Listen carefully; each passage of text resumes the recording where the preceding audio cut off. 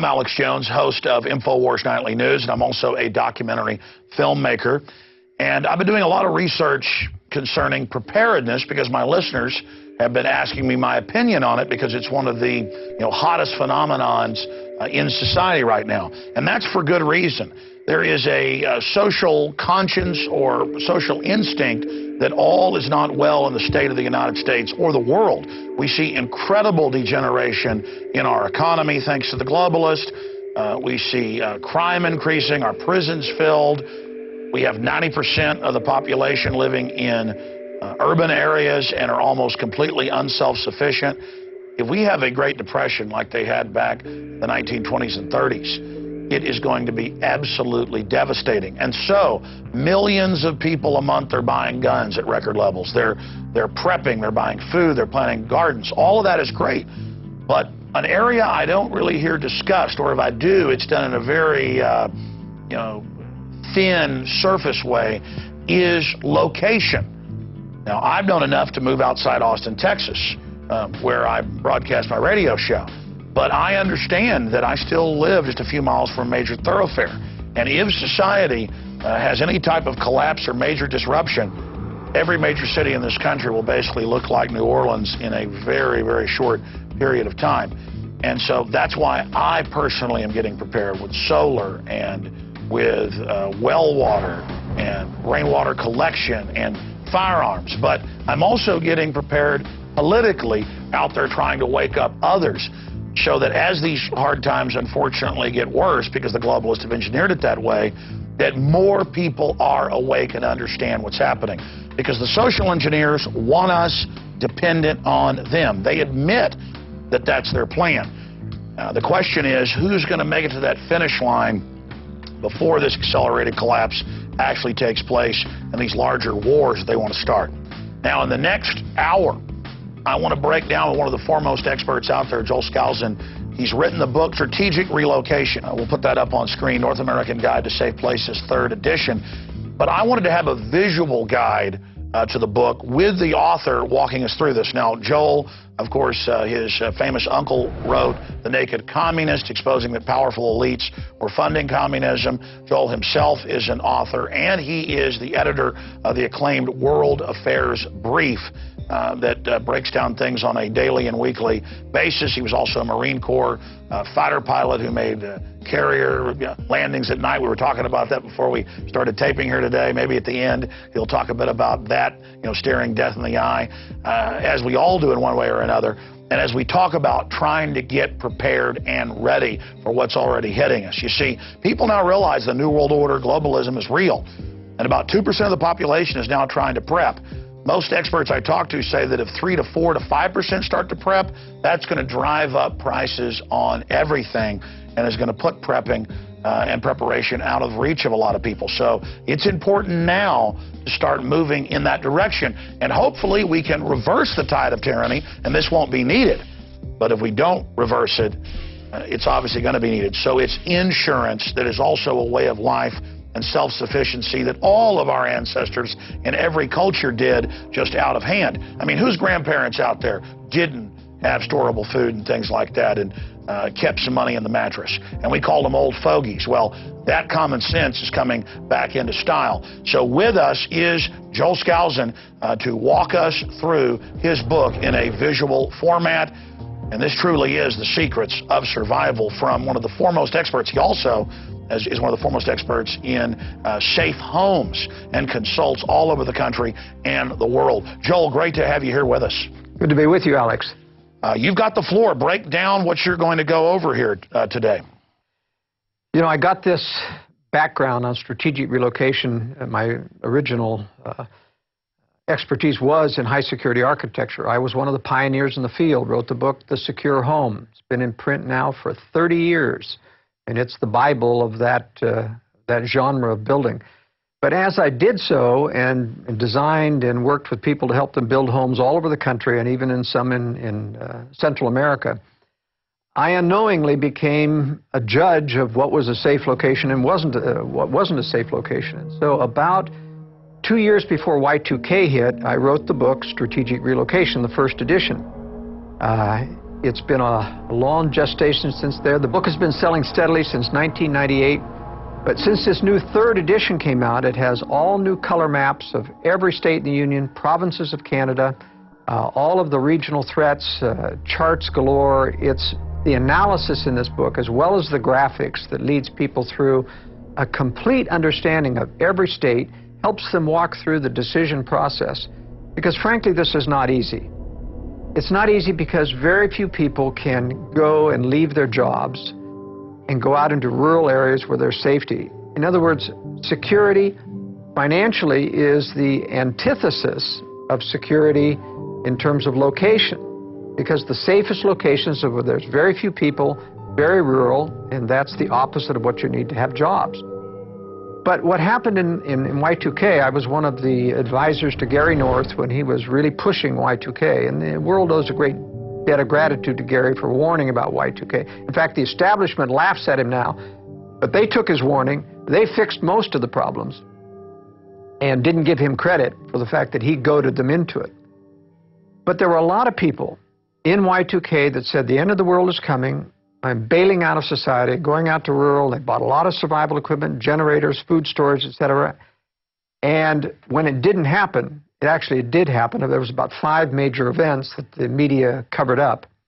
But really, the infrastructure stayed together. And about a year later, I started to get calls from people saying, Joel, I hear you do consulting and strategic relocation. I'm out here in Podunksville, and I've run out of money. Self-sufficiency turned out to be a lot more expensive than I thought. What do I do? And I said, I hate to say this, but you got to go back into society. You got to reestablish your financial lifeline. And then you got to do this all over again properly, carefully, using contingency planning rather than just bailing out. Now, there are some people who can live anywhere, who can live off of a computer, and who can go anywhere they want, live in a rural community. But even them, and I was one of those that did that myself, I took an airplane and I flew all around the country, and I picked out the most idyllic spot in Oregon, the Hood River Valley, moved my whole family there, and then it came time, we had homeschooled them all, it came time to college, and I realized there's no way to give these guys a college education in Ruralsville. And I actually had to move the family back to another safe location that was near a metropolitan area so that I could provide education. So you see, even for a survival expert like myself, it isn't a clear-cut, easy choice. You have compromises that every location has. But the first process I like to take people through, which I'd like to do in this interview, is how to engage in strategic thinking. Most people, and I can't blame them, we're victims of the world that we live in, but we live in a world of illusions. Now, those illusions of prosperity have somewhat broken since 2008. But in fact, people still think that things are pretty good. Restaurants are full, the movie houses are full, people are still spending money. We have kind of a segmented selective recession, selective depression.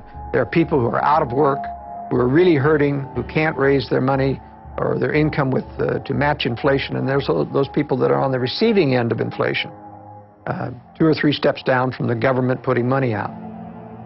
But they live under the illusion of prosperity, that these things are coming back. Every night on the nightly news, as you know, the business people are always hyping recovery is just around the corner. They've been doing that for 2 years now. Still not here.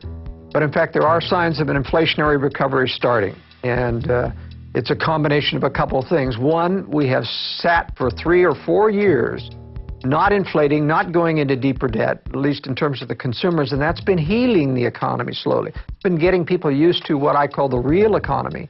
That is not based upon consumer debt completely. It's based upon people's disposable income. And at the same point, we have had consolidation of bad properties, bad values. These things are being liquidated through foreclosures, and all that's healthy. All of that should occur. And in fact, the economy would heal if they wouldn't try to pump more money into it, recover. But I suspect, my analysis is that we're going to see one more bubble that they're going to create. And it's limited. It can't get as high as the previous bubble because we're facing what's called stagflation. The only tool in the toolkit for the globalist, for the Fed, is inflation. But they're limited because if they go much over 10% inflation, they start to strangle the people who can't adjust their income. And as that economy and the deflationary effects take over, it balances out the inflation and keeps inflation from getting to hyperinflation. To get to hyperinflation, and that's one of the biggest misnomers in our society, is that there's going to be hyperinflation. You really have to have two things. You have to have a fairly modest supply of money that you can double and triple fairly rapidly. We're well beyond that. Got a base in dollars worldwide of anywhere between $200 and $300 trillion. It's not very easy, even for the Fed at $10 trillion a year, to double or triple the money supply. Second thing is you've got to have an automatic injection mechanism where government increases everybody's income so that they accommodate inflation. That's what happened in Germany. They started taking over the payment of wages when France was... Instead, we've got a depression in the economy, and then they've done some inflating, but mainly just to pay off some of the big banking debts. Most of the inflation has gone into what I call the speculative economy. It is funneled through the investment banks that goes into their people, and that money isn't going into the real economy, maybe 20%, but most of it's churning in the stock market, churning in the Forex, foreign exchange market, and that's why it isn't getting here, and that's why the stock market keeps ballooning up. It's a separate economy that they built, what I call the speculative economy. So what I'm saying is that we hear a lot in the prepper community. There's a show called Doomsday Preppers, and of course it's hyping ridiculousness and poking fun, but there are some legitimate people in here who have done a tremendous job at preparing. But I have to chuckle a little bit when I've seen some of the shows because of the reasons they give. Almost 90% of those on Doomsday Preppers think there's an absolute total economic collapse coming within 9 months. And even though fundamentals, Austrian economics would say that has to happen or it's true, they underestimate the powers that be who have these power to create and control money, banks, and the press. And new mini bubbles. That's right. They underestimate the power of the powers that be to keep this economy floating by adjusting the rate of inflation, balancing inflation versus depression. Sure, it's a slow, rotting slide. That's what the globalists admit they want. They don't want big events that could wake up too many people. Exactly. But that brings up my next question for you, then I want to get into the presentation that's so important here. Why do you think then so many more people are getting ready? Well, part of it is that they don't understand the nature of the conspiracy. They don't understand that there is a great, powerful force, not only to take down liberty, which is what their agenda is, but to make sure that they don't get the blame for it. So they're going to use, they blame it on everyone, they blame it on the free market, they blame it on business cycle. It's not the business, it's the monetary cycle created by the Fed. And ultimately, these people are going to escape blame because they're planning a war for us, a third world war, a nuclear war, which in fact will wipe out a great deal of the financial centers and let them to walk away and say, it wasn't our fault. What's the strategy on the Arab Spring and putting Al-Qaeda and Al-Qaeda-Light into Libya and all these other countries? The big agenda on that is a little bit complex, if you'll bear with me. They have dealt with these people for years, these tyrants like Gaddafi in Libya and Assad in Syria. They did rendition flights to Syria where they tortured. I mean, these people have known these are evil people, but they've never taken them down before. Why now? Why the Arab Spring? It isn't because of democracy. It isn't because they want those people free. In fact, they're not free. Egypt has yet to achieve any kind of freedom. Libya is still in factionalized infighting, not going to be free. You got a lot of Arab nationals and radicals, a lot of Muslim fundamentalists running this show. They don't have an agenda about letting people do what they want.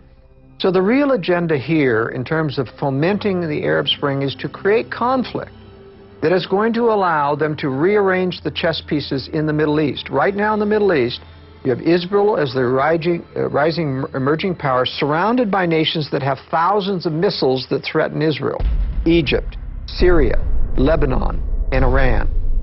So they're targeting Iran because Iran is the strongest boy on the block. They control, more or less, the other elements of the Arab fundamentalists, especially Syria, and Syria controls Lebanon. If they attack Iran, if they get Iran out of the picture, of course they know that Iran will retaliate before that attack is complete. That retaliation is going to give Israel an excuse to launch out militarily and bring the U.S. in, because the U.S. troops being in that area will get struck as well. Once we're bloodied, we have an excuse to come in. I think they're going to take down most of Israel's enemies in this next Middle East war. And they're going to neuter Iran, not by invading, because we can't afford another invasion. It would be very unpopular, like Iraq and Afghanistan is. But I think what they're going to do is not just go after the nuclear weapons or the nuclear enrichment center. There are no nuclear weapons in Iran. But they're going to use the same excuse to take out all the military infrastructure and take out a lot of the civilian infrastructure, bring Iran to a third world country, right now a second world country, and neuter it, get it out of the way so that it's not a problem. I think, in fact, they're going to take Syria down before then, only because if Iran retaliated, Syria will also retaliate. It has the most weapons nearest to Israel. Israel would take a tremendous hit. Their aero anti-missile system is not capable of stopping the thousands of missiles that Syria can put out there, combined with those in Lebanon. And if Egypt joins the ranks as well, it could be really devastating for Israel. So I think they're going to take Syria out before. That's why they're engendering all of this foreign invasion of supporting the rebels, and why they don't give Assad credit for anything, including a ceasefire. They continue to exacerbate that ceasefire, as you've reported on your news very, very well. And so getting the Middle East out of the way is just a prelude towards the larger war they want to start. But it's part and parcel of the larger war, because part of that is you've got to build. Russia and China, who are going to prosecute this war against the West, need to have an excuse so they don't look like aggressors. That excuse is being handed to them by our globalist leaders, by this intervention. The underlying cause of all of the intervention is the desire to give the West the reputation of the bully of the world. And that's what they did in the Slavic countries. That's why in Serbia, in the attack, they went after civilian infrastructure to create hatred against Americans. Americans were popular in Russia and in Serbia and until they went after civilian infrastructure, bombed bridges and power plants and television stations, not just military targets. Israel did that same thing in the last invasion of Lebanon. They went after civilian infrastructure. No need to do that except to antagonize the population. And you say, why would anyone want to antagonize? People have to understand that there's systematic evil in the world. This isn't just one bad guy looking after his personal interests. This is systematic evil that thinks in strategic ways. We have to learn to think strategically. It's a three-level chess, and it's a stratagem, a deceptive stratagem. That's right. And the stratagem is, we're going to antagonize the world. It hands Russia and China the excuse to say, we went to war with the West so that we could stop the bully of the world, and the world will applaud. Just as most of the world applauded when Bush, got out of them. That's why we learned it was really the CIA that leaked out the Abu Ghraib photos, who'd actually ordered it. That's exactly right. I mean, all of it is systematic, and then put America's name on the globalist agenda. Incredible. You're watching the film presentation of Strategic Relocation with Joel Skousen and myself, Alex Jones. We're going to go right back to it here in a moment at prisonplanet.tv. But I want to encourage all of the viewers out there to think about what's just happened in the last week and a half. And of course, we're talking about Hurricane Sandy and now the election. This society is incredibly complex, and when anything gets disrupted by an election or by a storm, society degenerates very, very quickly. And that's why it's important that even if you're going to live in a big city, to know the escape routes that aren't going to be used like the major thoroughfares that are going to turn into death traps, major highways and things like that. And to know about different regions of the country that are statistically safer if things ever get so bad that you decide to emergency relocate. It's about thinking about our surroundings and being aware. And this is a process that I've gotten deeper into as this New World Order engineered collapse accelerates. That's why it's important for everyone watching this video presentation to get the DVD at InfoWarsStore.com. When you do that, you're not only supporting our operation and what we're doing fighting the globalist, more importantly, you're getting a hard copy of the film with the expanded extras in a higher res quality so that you can also show it to your friends and family. There's also, of course, the internet kill switch they're designing more and more systems to delete videos off the web, so it's important to have a hard copy as well. But not just a hard copy of the film. The book Strategic Relocation, 3rd edition, that is brand spanking new, has hundreds of color maps and details those escape routes, goes over a list of countries and politically how safe they are or how dangerous they are, and the different attributes and problems associated with it. It gets into so many different angles that we also cover in the film that's coming up here. But again, it is so important for those of us that are aware of what's happening in this world to get even more prepared and then to teach others how to be prepared. Because the globalists do not want you being prepared. They want you dependent so they can control you. This is what Stalin did with the kulaks in areas of Eastern Europe when they took over, cutting off the infrastructure and making them starve to death in Ukraine and other areas. This is what Mao did with the Cultural Revolution and the Great Leap Forward from 1949 and on. This is what Hitler did to occupied areas. This is about consolidation because the name of the game is control. So we have the film Strategic Relocation. We have the book Strategic Relocation that everybody should keep in their car for just the road maps alone. And there is Joel Skousen's book, The Secure Home. We have all of these publications discounted with free citizen rule books with every order at InfoWarsStore.com. This is a win-win-win-win. You support our operations to get the news and the truth out when you buy books and videos and T-shirts and things from us at InfoWarsStore.com. You get hard copies of this key information to educate and inform yourself to a higher level, to then force multiply that to your friends, your family, your neighbors, your community. And I'll assure you, even if you're a Special Forces veteran, you will learn something from these books. Even if you are a woodsman or a huntsman, you will learn something from this information. Because Joel Skousen, I've researched the work he's done, and quite frankly, it's amazing that he's built houses in all 50 states, that he's consulted all over the world, that he's lived in many of the countries that he breaks down in this film and in these books. We're going to go back to the documentary right now, but again, please think about going over to InfoWarsStore.com or InfoWarsShop.com and securing copies of the books and the film so that you have hard copies in your library and support our operations. We take you back now to Strategic Relocation. Well, Joel, I interrupted you and segued off in the Middle East, but get back into the point that you were trying to make previously. Well, all of these strategic antagonisms around the world is meant to set the United States, set the West up, and that's why NATO's involved in this, so that Western Europe is as guilty in the eyes of the world as the West, as the antagonists, the bullies of the world. Ron Paul is absolutely right. They hate us not because of our freedoms. They hate us because we're in those countries, occupying those countries, and worse, our CIA is undermining leaders, changing leadership, getting dirt on leaders so that they can manipulate world leaders to follow the globalist agenda. And all of this is going to eventually end up very bad for the United States. We're going to have a nuclear preemptive strike against this country.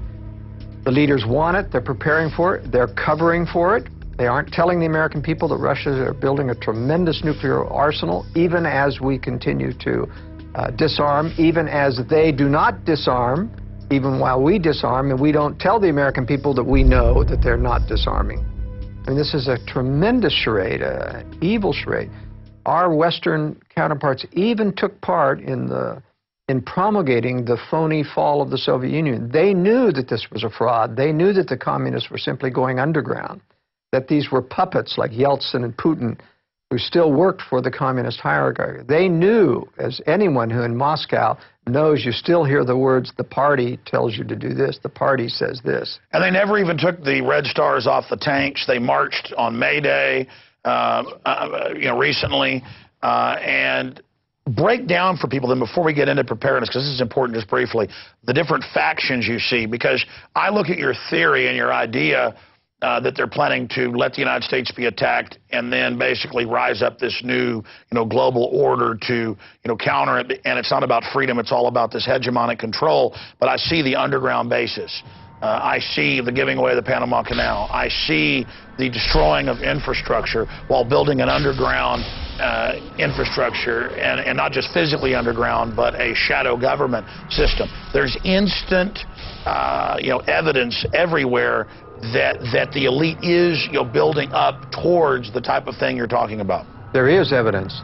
For example, when I was designing and helping to build and oversee high-security homes around the nation, I would find contractors who would say that he's former CIA, he's former Treasury, and they're all building bunkers under the house. So they know that something big is coming. They're not building those bunkers, and the U.S. isn't building huge underground bases and bunkers because of some terrorist threat.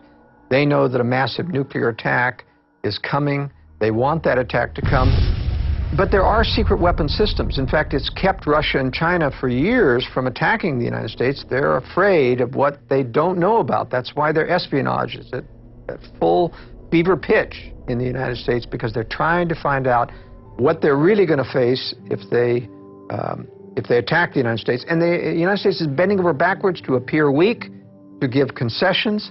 And you hear some of these eavesdropping conversations about the Russians. Can't understand those Americans. They seem so stupid. They seem like, we're so easy to infiltrate. They don't realize, though, that our own government is laughing themselves, saying, they think that because they're only infiltrating one level. They're infiltrating really the stage-managed circus. And we don't capture and we don't arrest their spies because we want to make them feel comfortable that we're vulnerable, that we're easy to infiltrate. But in fact, there are sections that can't be easily infiltrated, and those are not being prepared to save America. They're being prepared only to bring out those secret weapons to prosecute World War III after we've been attacked, after we've been devastated. Because it's very simple. If the American military is intact, the Americans are going to rise up and say, go get those guys, let's prosecute this war and use our own troops to do it. But if our troops are decimated, then we come out and we say, what can we do? And our globalist leaders say, oh yes, we're no longer a military power. Our only salvation is join together with all the remaining nations, form a new United Nations, probably called the League of Democracies or something. And we'll make this militarized, and as a world organization, we'll go after Russia and China. Well, Henry Kissinger has said things like that. He said, faced with a big enough crisis, America will accept UN troops in Los Angeles. Yeah. And several of the globalists over the years have made these things that we have to get globalism by stealth. We have to fool people into accepting it. This is going to be the mother of all terrorist attacks. It's going to make 9/11, a government operation from beginning to end, look like a picnic. And they engineered, on record in hindsight, World War I to get League of Nations. That's right. World War II, engineered, financed, enemies built up to try to get it. And then they're going to use World War III. I mean, that's their plan. That's their program. That's what they do. That's right. So strategic relocation is a systematic way to think strategically in the future about how do I safeguard. And it isn't a doomsday scenario necessarily. I'm saying this is insurance, just like you said. You've got to be prepared while we fight to retain our liberty, while we fight to expose globalism. We have to realize we're talking about a very powerful combination of power, very powerful. They own establishment media. They own about 75% of congressmen. They have dirt on them. They can control them. They own almost all the judges at the appellate and higher level, even the so-called conservative ones, they have dirt on. Now, they don't control them on every decision lest it become obvious, but they can turn the screws when they need to, like when it comes up to exposing or ruling appropriately on Obama's lack of citizenship. That is never going to see the light of day. Why are they openly marching in with the chairman of the Joint Chiefs and the Secretary of Defense and telling Congress the UN gives us orders now? Obama writes letters saying, I take orders from the UN. He became the first president to sit on the National Security Council, violating Article 1, Section 9. Why are they being so naked in all of this right now, in your view? Well, it's naked to those of us who look at this, but if you look at what it looks like from the press, it's just a mention here and there, and they don't give it emphasis. If someone in Congress to really get up and say this is a violation of the Constitution, there is no power, as Ron Paul has repeated, there is no power to take orders from NATO or the United Nations. They have no authority over everything. And if the press gave that, you can mention something once and it means nothing to the American people. It has to become a drumbeat, and they don't make it a drumbeat. They may mention it once, but people don't get upset unless the media focuses on it. So what to you and I may be obvious is not obvious to the American people. Nevertheless, it is slowly accustoming all of your pundits, all of your people who are not dyed-in-the-world co-conspirators, but yes men going along trying to improve their careers by saying yes to the establishment. Those people get these subliminal messages. No, exactly. What happens is, while they simultaneously make fun of us that are awake and actually read what the globalists say, they've gone in just the last 10 years from going, you're a kook, no world government or globalism exists, to you're a kook because you don't like the New World Order and globalism. And I'm like, well, wait a minute, you said it didn't exist. Well, now I'm bad because I don't want to embrace it. And so they're like, okay, the UN does tell us what to do. You know, what's the big deal? But it's benevolent. That's their message now. This isn't harmful. This is good for humanity, good for the environment. What they don't realize, and you know, the hotel I'm staying at has this big card on it. It says, we believe in sustainable development.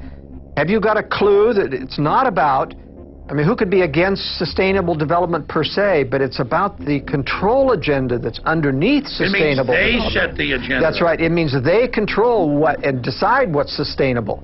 And when you decide, when you find out and wake up someday what that decision means, no gasoline, no electricity at reasonable prices, then you're not going to like sustainable, or at least their version of sustainable development. And they admit sustainable, Maury Strong and others say, is about controlling people. It's not about actually helping the environment or empowering people. It's about total control.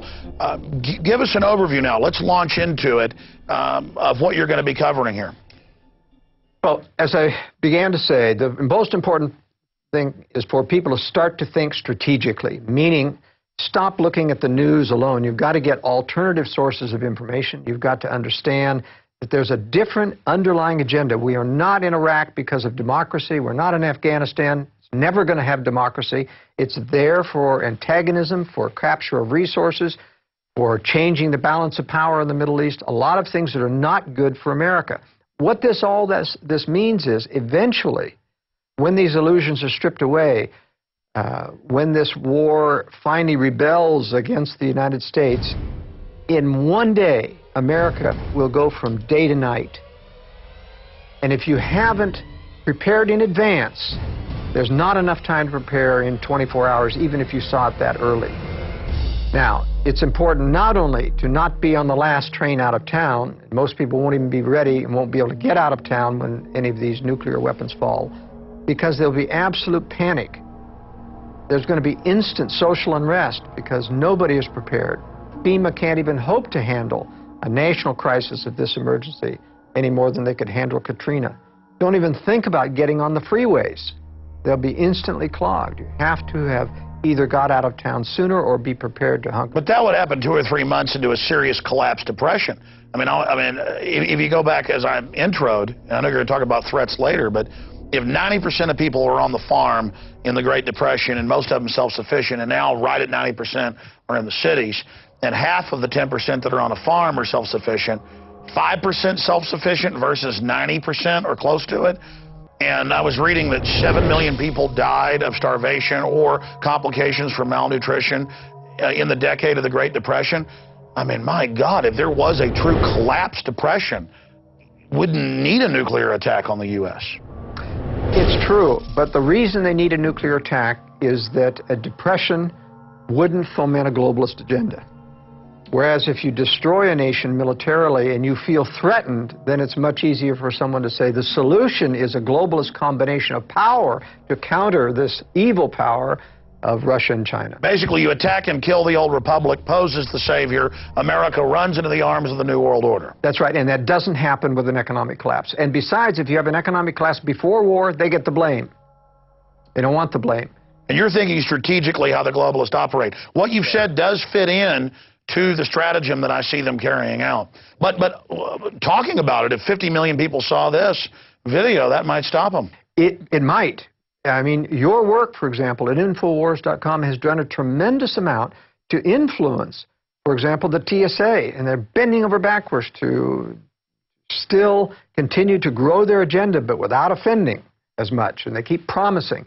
They are afraid of the backlash that comes from knowledge, and that's part of the reason for my writing the book and part of the reason for going out on the limb talking about issues that are sensitive, like conspiracy against liberty, about nuclear war, things that nobody in the mainstream, there's only 2 or 3 of us analysts in the United States that are openly warning that there's going to be a nuclear war with Russia and China.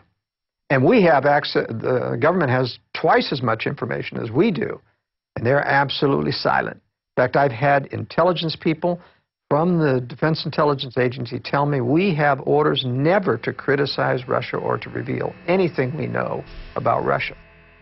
Now, why would you do that? You weren't trying to cover for a nation. If they're supposedly down and out and our friends and our allies, why would you need to cover? Meanwhile, Putin's constantly bragging about the new hypersonic Tupolev that can dodge everything, and rolling out new jets. And the Chinese president said prepare for war with the U.S.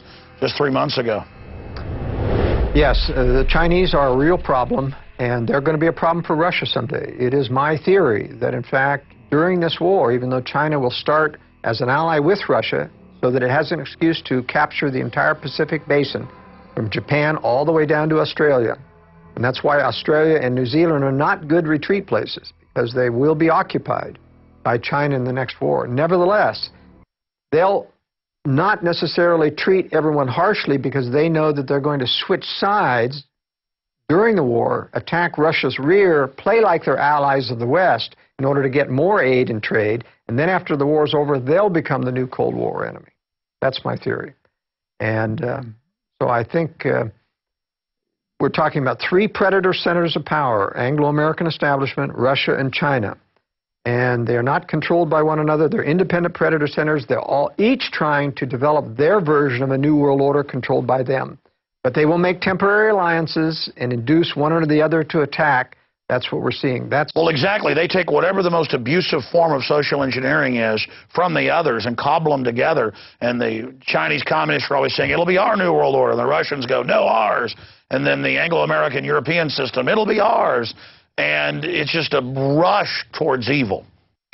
Now, going back to strategic relocation, the major threat that we're going to face, and this is I take a great deal of time in the book talking about threats, because part of thinking strategically is understanding what the realistic threats are. And I'm not just talking about tornadoes and earthquakes or tidal waves. I'm talking about the longer-term threats that come mostly from what you correctly surmised is the movement of people into population centers, the urbanization of America, which, of course, the environmentalists want everybody urban. But it's totally short-sighted, because if everybody's urban, no one can be self-sufficient if you're urban. You can't grow enough food. You can't get your own water. But it's short-sighted if they really meant well. They admit in Agenda 21 that the plan is to have us in controlled areas, and that's why they're attacking the Amish and everybody. They don't want real sustainability. Yeah, I think that's right. They actually want people dependent on government. It makes them very much under their fist, and that's where we're all headed, by being lured into high-rise, urban, eco-friendly, pollution-free cities. Well, it's not going to work out that way. The greatest pollution of all will be a stinking city that's cut off from food and water and starts to rot, and rot very rapidly.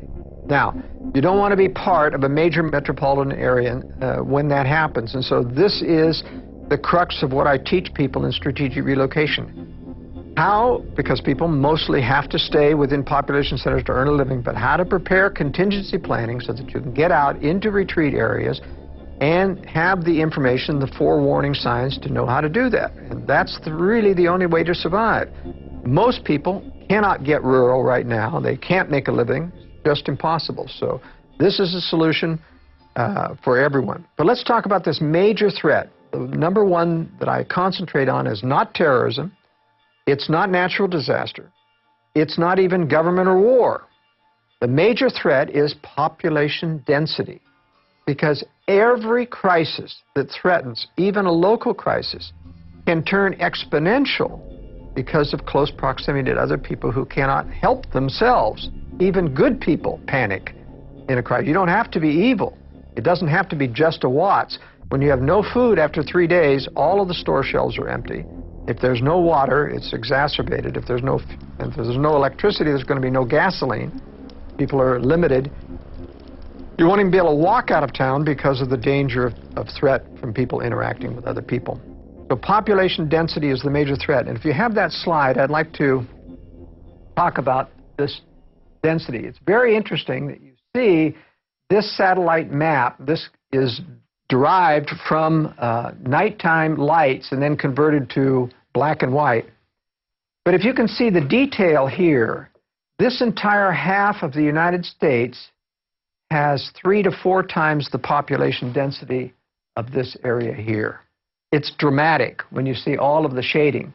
You know, you drive through the Midwest and the farms and you see little farms here and there, but every one of these pixels and things are thousands of people. Now, this is the most populous and most dense area in the entire United States, and these 3 areas on the West Coast around Seattle, Los Angeles, and San Diego are also heavily, or San Francisco and Los Angeles are heavily populated. In a crisis, any crisis in where infrastructure is cut off, these people are going to start to migrate outward.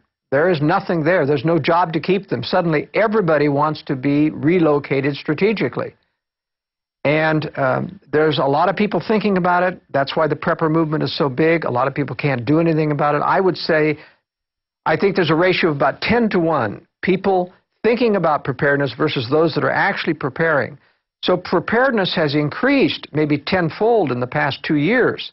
That means there's 200-fold people who are thinking about it but aren't going to be prepared. But nevertheless, when these things start to fall out, they're going to be fleeing as fast as they can with everyone else. And so it's important to track how those people are going to leave those major cities when you make decisions about leaving, especially if you decide that you're going to move out into the periphery of these areas. You've got to be very careful to make sure that those outflows of refugees well, that's aren't grapes coming of down your road. wrath. I mean, during the Great Depression, you know, my grandparents, people talked about just people walking down the roads and begging, can I chop some wood for some food? They're like, we already have people chop wood, but here's a little food. But by the end of the Depression, they'd almost hunted out all the squirrels, all the deer. And my family were landowners and upper middle class, and they almost lost everything in the Great Depression. And that was just a depression that the elite engineered to consolidate power. I mean, my gosh, under Agenda 21 and all this, once the public figures out they need to get out of Dodge, it's too late. We also have the example of World War II. World War II in Germany, we have the example of the Russians coming in, and every German city was being emptied out to get away from the Russians. They did not want to be occupied. Literally, entire cities were emptying out, taking to the roads. And so we know how far they go far afield of the roads trying to get food and water and hitting the farmhouses. And basically, it was within about 5 to 7 miles apart from every road where those farms would all be looted. And so you have to take those kinds of things into consideration when you're considering, yes, going rural, what may look rural. That's what I call strategic thinking. Can't just think about how nice and idyllic it is in rural Austin, out in the suburbs. You've got to look, how far am I away from a major county road that goes out there and that's going to be streaming with refugees. There's going to be famine. They're going to be out of water, out of gas. They're going to start spanning out within walking distance. And that, for most people that are tired and hungry and modern-day people, is about 5 miles. You've got to be beyond that so that people don't get... Bottom line, I could have a place out in the edge of Austin that's, you know, a decent house, but I've thought about somewhere really far out in the middle of nowhere in, you know, the ugliest place possible, but where it has water and solar and buried food and guns, a shack. That's right. I believe in the concept of multiple eggs in various baskets rather than everything into one concentrated whole that could be compromised. So I think it is important, depending on your resources, to think that way. Now, even when you don't have the resources to develop your own retreat, people can, for example, double up with relatives, friends, and other people that they know that may live in rural areas, contribute a little bit of money so they can buy food and water supplies, put in equipment like solar and generators. These are things that you can do. That's what I've done. We've got a ranch, family property that goes back to Mexican land grants in 1830, but I've helped build a metal building, helped put in systems, helped pay for wells. And I probably wouldn't even go there during the collapse, but I really know this is a serious threat. And it's not like some insurance I buy and then if I die in a car, my wife gets it. This is insurance that I may end up having to use. In fact, there's a good chance. So I would be insane not to be gearing up. One of the things that people don't realize about preparedness is that supplies are relatively available. A lot of technology, a lot of new stuff coming on the market. But I've been in this business for 40 years, and I'll tell you, it's a real roller coaster for suppliers of preparedness equipment. It's either feast or famine. Right now it's feast, and supplies are tight because there's so much demand for them. But it's amazing how quickly people forget when prosperity appears to come back, if there's another inflationary upsurge and where people think good times are here and the housing is recovering, watch out. You'll start seeing they forget. People have incredibly short-term vision, Alex. They can't see or maintain a threat very long. If it doesn't happen in a year, they'll forget about it. That's the danger of all of the bogus prophecies about the collapse coming in 2012 with the Mayan calendar things. I can guarantee people it's not going to collapse in 2012. Well, that's right, but we'll end up getting blamed for 2012. I already have media calling me, national publications saying, so you think things are going to collapse? And I go, I've been on record saying that Mayan prophecy, as I've actually gone down there and researched it, even if people believe that religion, they say it just means the start of a new age or whatever. It's totally manufactured since the 60s and 70s by globalist gurus for people that are non-religious, basically, but superstitious, to believe it's the end of the world, so why should they get involved? It's just a way to stand down, kind of like the rapture stuff's been used and sold by the globalists, whether you believe in it or not, to make Christians stand down and not be involved, or Planet X, or a comet. It's always something's going to destroy us, so we never get ready for the real threat, the nuclear weapons, the fractional reserve banking, the 1,000 trillion plus derivatives. All of that is what could really destroy us. Biological weapons, super weapons, all of those things when added together, that's the real threat. And I see the elite digging in, not for the end of the world, but for major civilization collapse and stockpiling to reemerge in the Rand Corporation plan to basically then dominate. Have an attack on themselves by opening it up to a foreign enemy. That way it can be blamed on them, then mobilize the people under a new global fascist system. That's right. One of the things that people have to understand, that you've got to be prepared in advance before these things happen. You have to see a long-term vision of these types of threats. You have to have good information. You've got to subscribe to your news broadcasts. I put out a newsletter, the World Affairs Brief, which every week I analyze this. It's going to serve as a very good early warning, because I'm watching this every day about how the Russians and Chinese are prepared. And, you know, as Gary North used to say at Y2K, don't be on the last train out. Just too late. That train can get stopped. We know from Katrina, for example, a couple of lessons. Don't get on the freeways once, because they'll be trapped.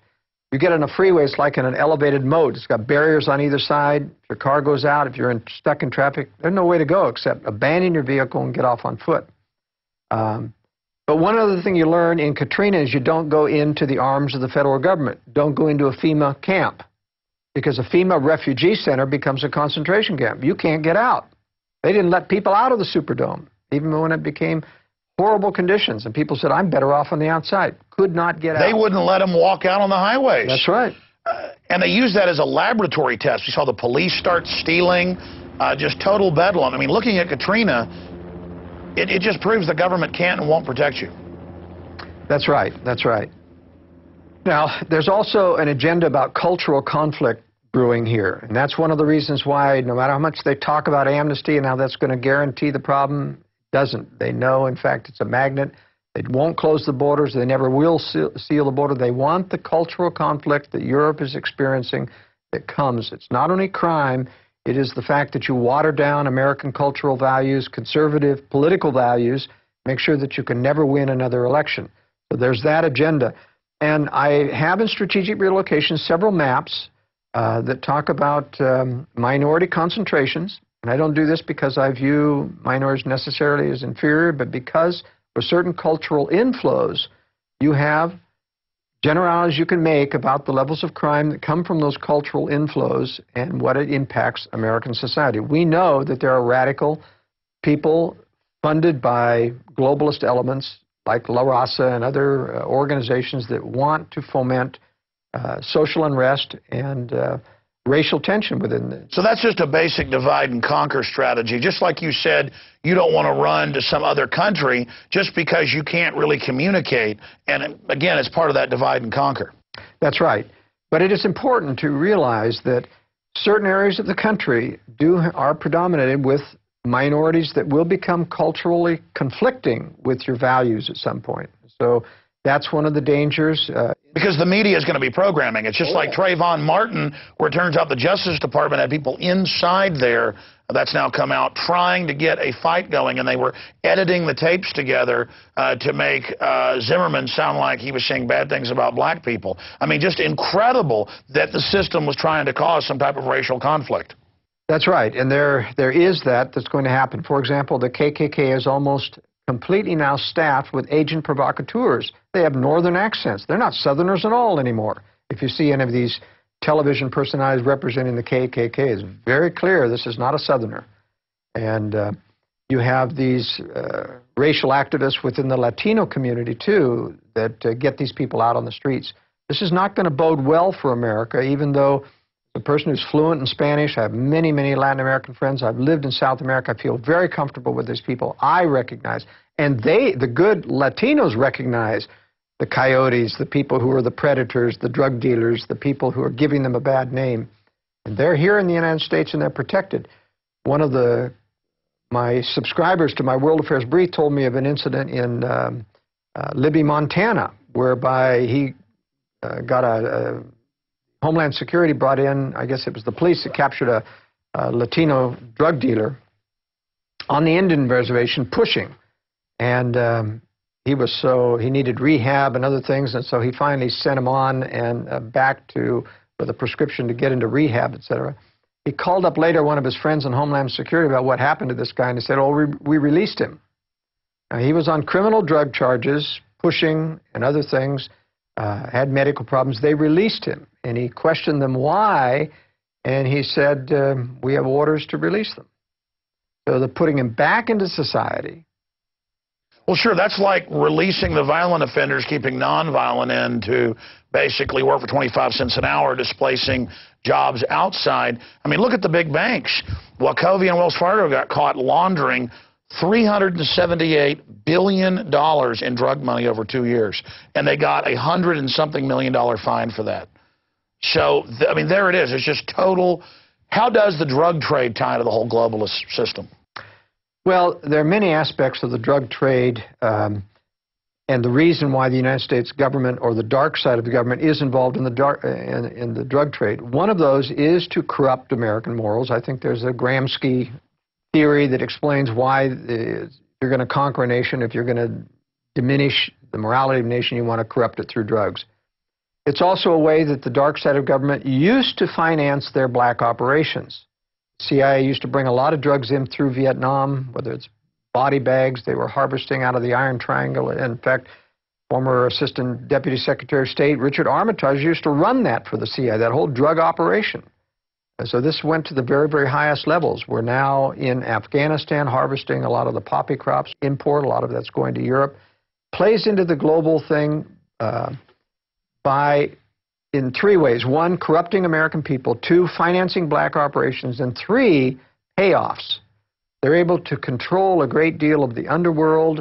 In Afghanistan, most of the payoffs come from drug money to all of the, when they buy off the Taliban, when they buy off the Iraqi opposition, for example, to make the war look like a success, they're using in-house drug money to do that that's harvested out of Afghanistan.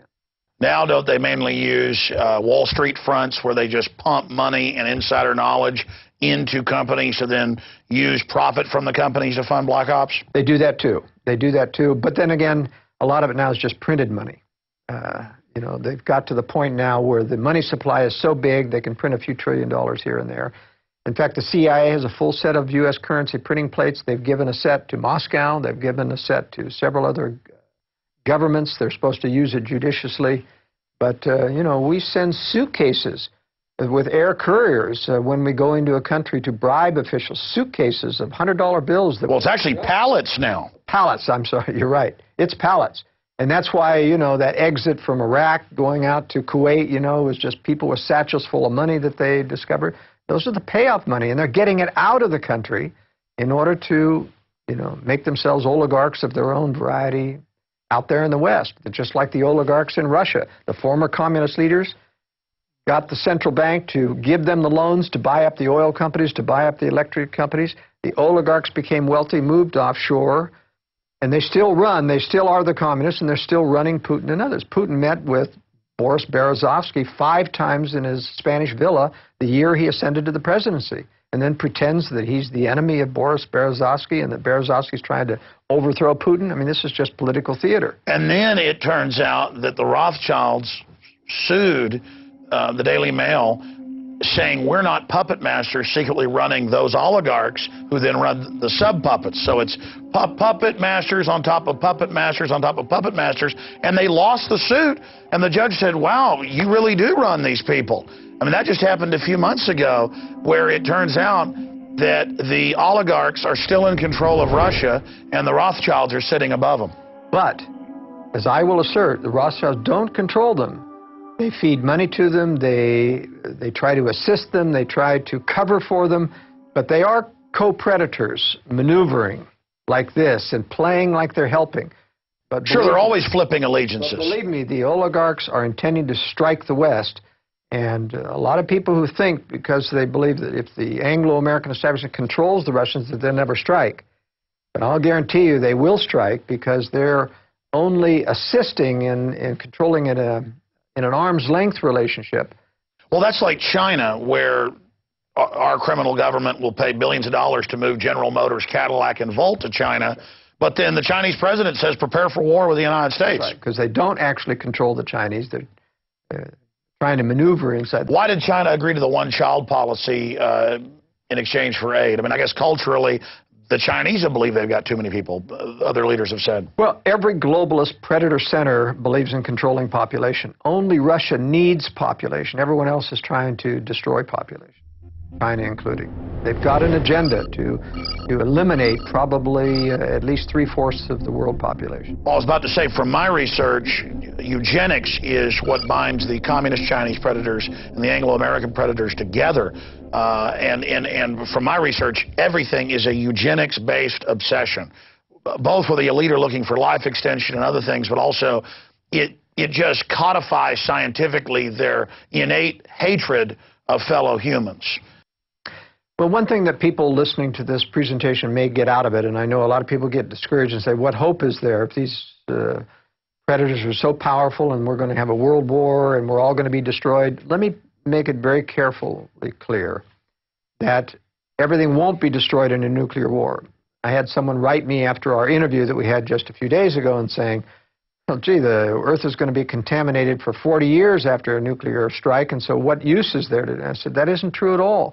You're confusing a meltdown of a nuclear power plant, which has all these heavy isotopes that do stay and have a half-life that lasts even 100 years. They can be thousands of times more dirty than a hydrogen bomb going on. But a hydrogen bomb is relatively clean. It's just gamma rays almost exclusively, and they're dissipated within 3 days, 2 weeks at the max. Now, if there's more than one explosion over time, you might be in a shelter a maximum of a month. You can survive. The Russians intend to survive. The Chinese intend to survive. It's a matter of preparing. And a lot of people, have this apathetic, fatalistic attitude that I'm not going to prepare, I'd rather die. The problem is you don't die. You get sick, you wish you were dead, but you don't die. You continue to survive, just like Hiroshima.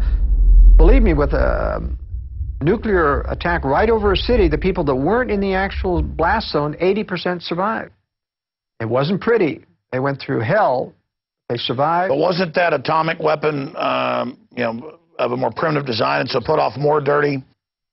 Even then, they survived, even though it was dirtier. The hydrogen bombs are much, much cleaner now. What I'm saying, it's imminently survivable. All you need is some protection overhead. What about neutron weapons? Well, neutron weapons are pure gamma rays, all right? And they're very intense. They're meant to radiate and kill. You get over 300 rads, and it starts to become fatal. And normally a neutron bomb puts out 1,000 rads per hour for enough to kill everybody within probably a 5-mile circle radius. So they're very dangerous. They will use some of those in a nuclear war, but it's the long-term residual fallout. There aren't enough rockets and warheads to cover everything and everything. Sure. I brought up neutron because it is perfect to keep the infrastructure but only kill the humans. And they claim that they decided not to build those in the late 70s, but from what I've been researching, that it's actually been built. The reason that doesn't work as a national strategy, though, is that you just need too many of them. You'd calculate 5-mile circle radiuses all over the United States to how many thousands, tens of thousands of weapons. They just don't have them. So you can't overcome a nation with just neutron and leave the structure. You've got to decapitate the military so a nation wants to give up and not fight. That's what the Russians and Chinese are betting on. Decapitate the United States and everybody's going to give up and say, whoa, we can't defend ourselves without the U.S. military. Joel, what's the time frame after the United States is attacked? I mean, how far out do you see this happening, and how fast until the globalists reemerge and try to create this counter New World Order to Russia? That's a very good question. The timing is dependent on Russia and China being ready, confident enough to do the strike, confident enough of finding out enough about our weapon systems or stealing enough technology that they feel they can compete. My estimate that that's at least till 2020 and beyond, not before then. In other words, I think we have time. For example, China needs a blue water navy to control all of the area that they're going to do on the eastern Pacific Rim. They are intending to wipe out America's navy with nuclear weapons, which are very easy to do to carrier task forces. Then they plan to move theirs out and replace ours. A lot of people complain about my theory, saying, well, theirs are just as vulnerable as ours. Not if the U.S. has been decapitated. Then it's a non-nuclear situation, and you're back to maritime strength. That's what the Chinese did. They're at least 10 years out on getting a full blue water navy. Their 4 aircraft carriers won't be completed in 2021 to 23. Now, I'm not saying that I can guarantee that the strike won't come before then. People ought to be prepared well in advance of that. But Russia and China, Russia is going to be ready much sooner than, but they are really up on nuclear missiles. They, have hundreds more nuclear missiles of the newest Topol M variety that they have deployed in underground bases like Yamato Mountain, which is a complete underground factory system. Well, that's my next point, and then I want to get deeper into your overall analysis and actual regions and show some examples of some of the death traps that are out there like New Jersey, New York, Southern California. The main reason that I think your research has a lot of credibility is because it's one of the only theories that fits into what I see. The Chinese, it's in the news, are going crazy building underground bases. Never in the Cold War do they do this at this speed. The Russians, giant bases underground everywhere. It even comes out in the press that they're just dumping massive amounts of money into this. The Swiss, who've got 2 years' supplies for their whole population, are expanding programs. All over Europe, the elites are publicly moving to islands and preparing and building bunkers. You're in that business. You say you've never seen it expand like this.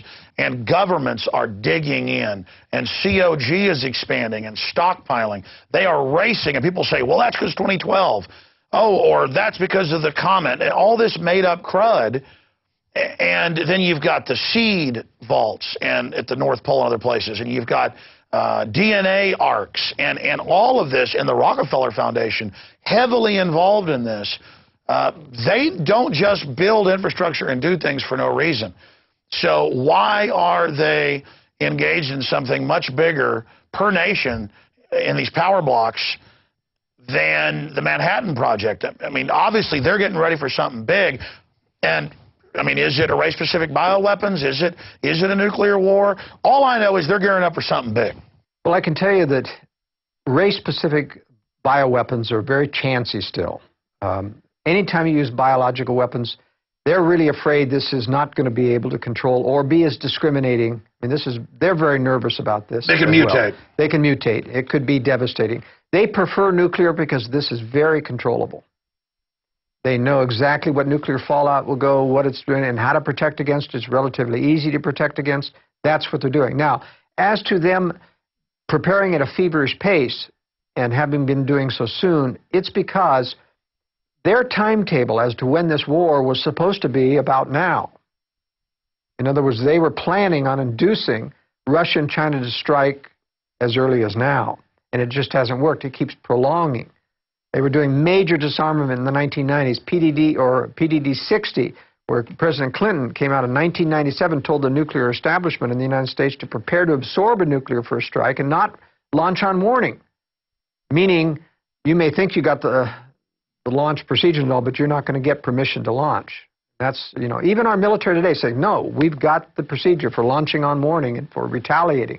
I said, yeah, but you can't do that without permission. You're not going to get permission. Well, that's right. Don't they have to give them the authentication code to then let them? So they don't really have it. They don't really have it until the White House releases the... And when did they change that? Because at one time they did, right? That's right. And they changed that, so they've withdrawn all... Wasn't that under Clinton? Yes, it was. That was a big furor when he took the launch codes off the subs. That's right. They had movies about how the sub commanders are bad in Hollywood just to even sell that. What we're going to do in preparing for that war is important. It is survivable. People need to prepare, but they have to get outside blast zones. Again, you're watching Strategic Relocation, the film presentation based on the book Strategic Relocation by Joel Skousen. We're going to go back to this presentation here in just a moment. I just wanted to encourage preparedness.tv viewers, subscribers, who've made so much of this possible, to be sure and also download a copy of this presentation and give that to your friends and family, or even better, get the high-quality DVD with the expanded extras that we're not able to show you here tonight. I don't like how I said that. Or get the DVD, which has the expanded extras that deal with securing your home and that dovetails with the book, The Secure Home, written by Joel Skousen. Also, we intend, as a public service, to post this to YouTube at the Alex Jones channel, and I'm sure Change the Channel and others will want to post it as well. And so I hope those of you out there watching this on YouTube will support the author, Joel Skousen, by buying his books at InfoWarsStore.com. But more importantly, support yourself in having these Bibles of preparedness that any home is incomplete without. But regardless of what you do, take this YouTube video or other video system that you're watching it on and send the link to friends and family, because the globalists do not want us prepared. Because if we are prepared, they're not going to be able to domesticate us and fully take over. Agenda 21 is about driving us all into the compact cities. We've all seen the UN maps that Congress was shown back in the mid-90s. And now we see those maps being implemented where half the country is completely off limits. Another 40% or so is very restricted, and less than 10% is, quote, free use. This is global world government zoning. They just had the Hurricane Sandy. And I saw on local Fox News, the environmentalists said, you shouldn't be able to rebuild because buildings are bad on the beach. Well, it's about insiders only being allowed to build. So that's what this is all about, ladies and gentlemen. They want you under their control. And sure, even if you can't move to the safest zones in the U.S., there's a lot of options broken down here in this film and in the books. You can move to safer areas per capita outside your city. I commute in about 20 miles every morning. I live about 18 miles outside Austin, and then a couple miles into Austin is my office in South Austin. And that's not the perfect place, but Joel Skousen, in his book, says the Hill Country is one of the safer areas, or the safest area per capita in Texas. But still, it's not perfect. But before I'd even read his book, I'd done my own research and decided that that was the safest area. And that's where a lot of the elite were moving as well. And sure enough, in my own research, dovetailed with his. But here's what's amazing. He knows areas all over the country because, again, he's built homes all over the country. Joel, you also in your book get into ethnicity maps. And let's face it, the globalists look at those and use the media to play groups off against each other. Take Trayvon Martin just recently. They edited audio together, the 911 call, NBC did, to make it sound like he was racist against black people. They sent Justice Department people in to the new Black Panther Party, it turned out, to call for race war. So during an emergency or in a collapse, they're definitely going to try to play people off against each other. And you break down maps of this in your book. Tell us about it. I do cover the cultural conflict issue as well as racial and ethnicity. And I show maps that show where high-density minority populations are. And I do this not because I'm racist, because I have many friends in both camps, but because those camps themselves realize that they're being manipulated by the media, by globalists. It's a very popular thing to play on race. it's not so much that they will use it, in my opinion, during a crisis as much as they will use it to foment crises.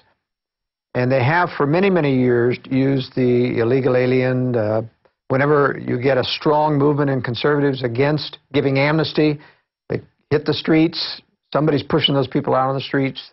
ICE goes and does a raid on, and then they show all these kinds of pictures about the poor family members that are getting deported and little children are being left behind. This is meant, of course, to change law, to diminish one's ability to close the borders and have a... But ultimately, I think it's wise to stay away from large, interculturally mixed communities, which can be used in a crisis to turn against you or to play one race against another. Well, that's like the gangs of New York. It was all white people, if you go back 150, 200 years ago in New York, but the big city crime syndicate was always playing different groups, Irish off against English, Polish people off against Germans. I mean, that's what the British great game is divide and conquer. I mean, it's just that simple. And I notice on your map, though, population density is also where you have those big conflagrations of different racial groups. So it's pretty simple reading your book, and I can tell there's deep research because I've done research on specific areas, and wow, this is accurate. I mean, just amazing. But as you've told me off air, it's decades of research you're already doing, just basically concentrated down into one book. Yes, and it's important that people get ready to exit the high-density areas. That's where all the crime is. That's where all the regulation is. That's where all of the high-density urban planning is. That's where the racial tension is. People just have to plan on getting out of high-density areas. Now, for the people that can't, of course, there's the strategy of living near the periphery of those things so that you're at the least density ring. You can commute into it, get out of it. We'll talk a little bit more about that, about strategy. Let's talk now about picking a safe country before we get to the analysis of North America. I get a lot of calls, Alex, about people wanting to leave the country. The basic philosophy, their line of reasoning is, this is where the globalist leaders are, this is where the bad guys are, they intend to do many bad things to us, they're getting ready to lock people up, they're building concentration camps, I got to get out of the country. And so let's talk about a little about international retreating and what are the various options and opinions and problems. One of the problems is that all of the international websites about retreating to foreign countries are run by expatriates. Expatriates are people with money who have left the country, living the high life in Costa Rica or Australia, New Zealand. And it's a very deceptive point of view because things aren't going to be like that in a crisis. You have to look strategically, think strategically about what's going to happen to these nations when a real crisis, and are they going to be reacting the same to Americans in their presence as now? So let's look at this map and talk about some of the regions of the world. This is a world population density map, and you notice how high the population density is here in the Far East, in the Southern Belt, in India, China, Indonesia, all of these countries. Extreme high population densities. This is not where you want to be. It's a very bad place. Europe is also a crown jewel of beauty in the nation, but it's extremely high density. I had a call from Czechoslovakia asking for advice about how do I implement strategic relocation, or have you done advice about Europe? And I said, no, it's really a lost cause. Too high density of population to survive there well in a crisis. You can also see in the Americas how you have the high population density in the east. Mexico is very, very high density. So is Costa Rica, Nicaragua, Panama. This is the band here from Venezuela to Colombia, Peru, and Ecuador. The bright spot in these nations is Chile and Uruguay. Now, Uruguay looks like it has a higher population density, but in fact, most of that is averaged out. It's only along the coast. Very low population density here. These two countries are fairly free market and amenable to people. These nations, Costa Rica especially, has a great deal of affinity towards American expatriates there, but prices are rising because there are so many Americans there. What people don't realize is that in Latin America, almost all of the educated intelligentsia, bureaucrats in government are Marxists. and they hate Americans, especially after George Bush. So it's very difficult to count on these areas accepting Americans, not taking advantage of Americans. Argentina, Mexico, and a couple of other countries, Brazil and others, have confiscated American bank accounts historically in the past. Now let's take a look at the map of economic freedom in the world. It's very telling about power economically and governmental vis-a-vis liberty. This is a very, very telling map because even though population density showed that these are not heavily populated, and they're not very livable like in the jungles of Brazil, look at the economic freedom. These are terrible countries. Actually, China is only temporarily allowing some economic freedom, but it should be darker than this. I didn't create all of this or make the ratings. But look at Mexico, very, very highly regulatory. Costa Rica is a little bit better. Panama is a little better. Venezuela is very bad. Colombia is bad. Peru is bad, or Ecuador is bad. Peru, less bad, and Chile is almost white. Chile's the best nation of Latin America if you're going to migrate. Uruguay is next, small country, not as corrupt as Argentina. In fact, they play off the fact that Argentina is very restrictive about many things, including controlling wealth, and so they get the overflow of people leaving Argentina. Most of the high-density population international crowd lives on the coast. Prices are very expensive. They're in dollars. But here in the interior of the country, I've lived there for a couple of years. That's a real gem. Cheap property, wonderful people, a totally different country than the high-priced coast. There's nothing in Africa that I recommend. This is an anomaly in terms of economic freedom. It's actually just anarchy, and I don't consider that a very good bet for economic freedom. Europe, as you can see, has some economic freedom. This matches my highest recommendation in Europe is Spain in terms of a livable country. A lot of expat communities, Brits especially, that have located down on the Mediterranean side of Spain. But Spain has a good, friendly people, wide-ranging agriculture, and if you'll notice, like in the movie The Great Escape, when everyone wanted to leave Europe in a problem, they went through Spain. So Spain's my top pick in Europe. Australia has a fair amount of economic freedom, but once again, the problem with Australia and New Zealand, twofold: very difficult to get in and get residency, make you pay a lot of money. The Australians have sold out to the Chinese interests. Almost all of their national resources have been bought or have contracted to China. I was reading, National Geographic was bragging that 98% or something of all their mines and rare earth minerals are Chinese run, as if that was a good thing to have Australia now a satellite economically of the Chicoms. But I can guarantee you that China will occupy Australia during the next war to make sure that they secure those things. And so if you want to live under Chinese occupation, it may be very similar to Japanese occupation. The Orientals are pretty ruthless, have very little regard for human life as a philosophy. Historically speaking, they have been the worst abusers of human rights in general against whole populations during wartime. So it doesn't speak well of retreating to these two countries. I think they'll also take New Zealand just because it's too close to Australia. Canada is my second best bet after the United States. The reason I'm still bullish on the United States as a retreat international location is because it's got the highest per capita density of liberty-oriented, freedom-educated people in the entire world. The problem in living in Latin America is that they're friendly to Americans now generally, but if ever the government clamps down on the globalists who control this country and Canada, put out the word to control American expats or send them home, you're going to find that those countries will comply. They are yes men to the globalist establishment. Canada, only advantage toward the United States is millions of square miles of wide open spaces to the north, though the climate is more hostile.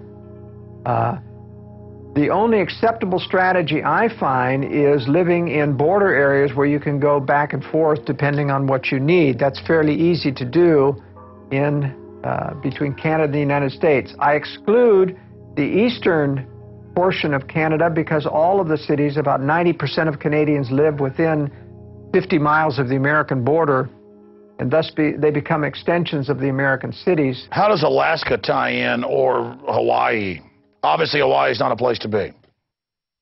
Hawaii, I give a 0 rating, the lowest rating possible, because it is an island, because it's far away from the mainland, and I believe it's possible, if there is occupation in the United States during war, it's going to be Hawaii that gets occupied. It's a strategic outpost for military adventurism, and the Chinese would be foolish not to take it.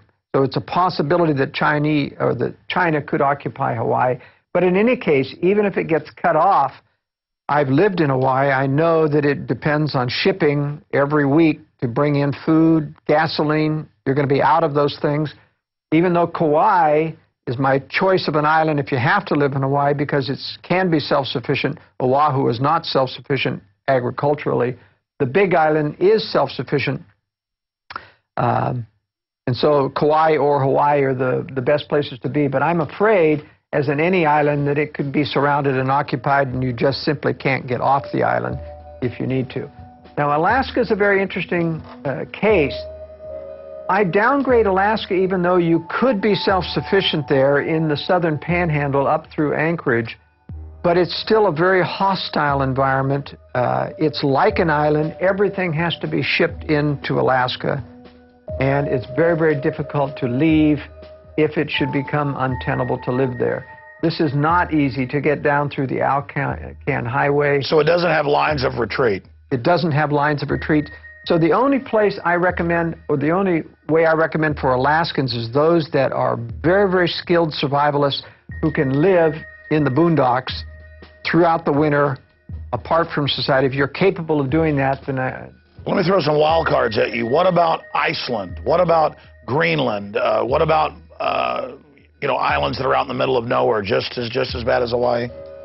Actually, Greenland is worse. There's only a few pockets of civilization on Greenland that survive even in the best of times. And they, once again, depend on absolute shipping for everything. They don't grow anything there. Iceland depends on everything being shipped in as well. Iceland has recovered from its globalist banking nightmare simply by stiffing the globalists. But if you look 10 years from now, you'll find that they'll be penalized and cut off. They, by reneging on their debt, have got a fairly self-sufficient economy right now. But because it is a socialist economy, they'll be back in the piggy bank, negative piggy bank state probably within a decade. So I don't recommend Iceland as well. It's just, everything is extremely socialistic in Europe, and they're starting to have a backlash right now against the globalists like Sarkozy in France. He's going to lose this next election. So to be clear, from my analysis, the only people that would want to flee the United States is if you're a big fish politically like myself, yourself, Ron Paul or somebody. If it's going to full Soviet-style globalist roundup, taking us to a camp, if we could foresee that happening, we would try to get out of the country or maybe go to a rural retreat, but they might come after us there. But for everybody else, if you really look at it, the United States has the most people that are awake. It's where the fortunes of the planet will rise or fall. And my instinct, my gut, my discernment is stay in the United States and fight it out here. And by fight it out, I mean occupy the land. Be here, educate people, and dig in and hope for the best, but also prepare for the worst. I really agree with that analysis, Alex. If you're going to live, high-profile people, I speak multiple languages. I've done that on purpose so that I can go to other countries. One of the reasons why I prefer Uruguay is because there's a lot of Europeans there. I can blend in there. I can't blend in Peru or Colombia. Just don't blend in very well when you're pure Caucasian. But it's very important to get native language speed if you're going to try to blend into those countries, because someday, there will be a roundup of Americans. There will be confiscation of properties. There's a lot of Americans here in little enclaves in Mexico. Jesse Ventura. Yeah, and I think that's a dead place for Americans. I'll tell you, the crime is very, very bad. The corruption, you can't depend on any kind of safety there. Staying in the American enclaves, they'll eventually be raided. And so you think the Baja is a death trap? Yeah, I think it's a death trap. So don't judge these countries because you have American enclaves that are living the high life right now. I can guarantee you that will not survive. Well, they're going to be ripe for the picking. Yeah, ripe for the picking. And when Mexicans are out of things, and if the druggies don't get you, you know, the criminal elements within... Well, in Mexico, they're already killing all the middle-class people and are kidnapping them right now.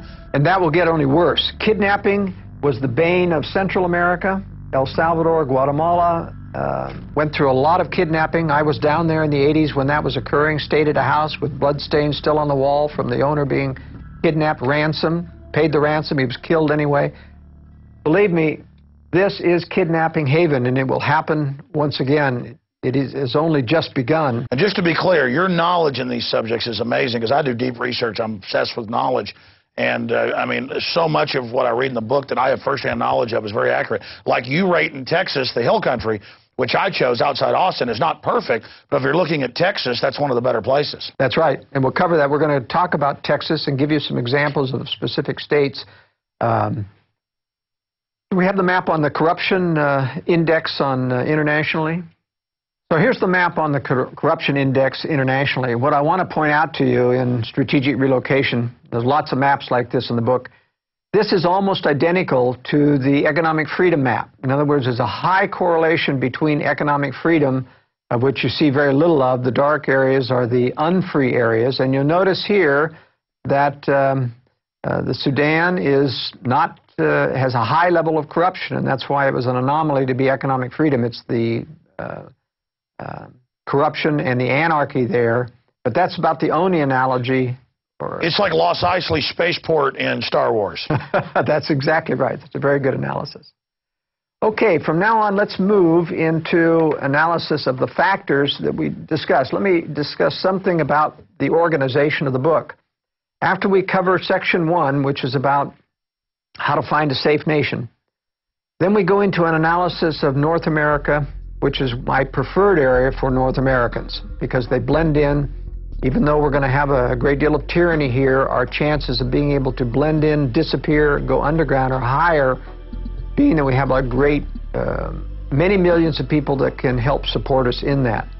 So what I do is I go through the various threats that you face, and we talk about climate. These are preferences of what you want to live in terms of wind, if you want wind power, how to look for those things. There are maps in this book that cover every one of these details. We talk about the economy. We talk about crime. There are crime statistics.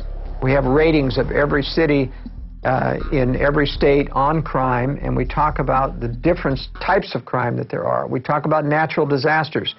Let me show the map on tornadoes and hurricanes to give you an example of graphics that we have demonstrating a natural disaster.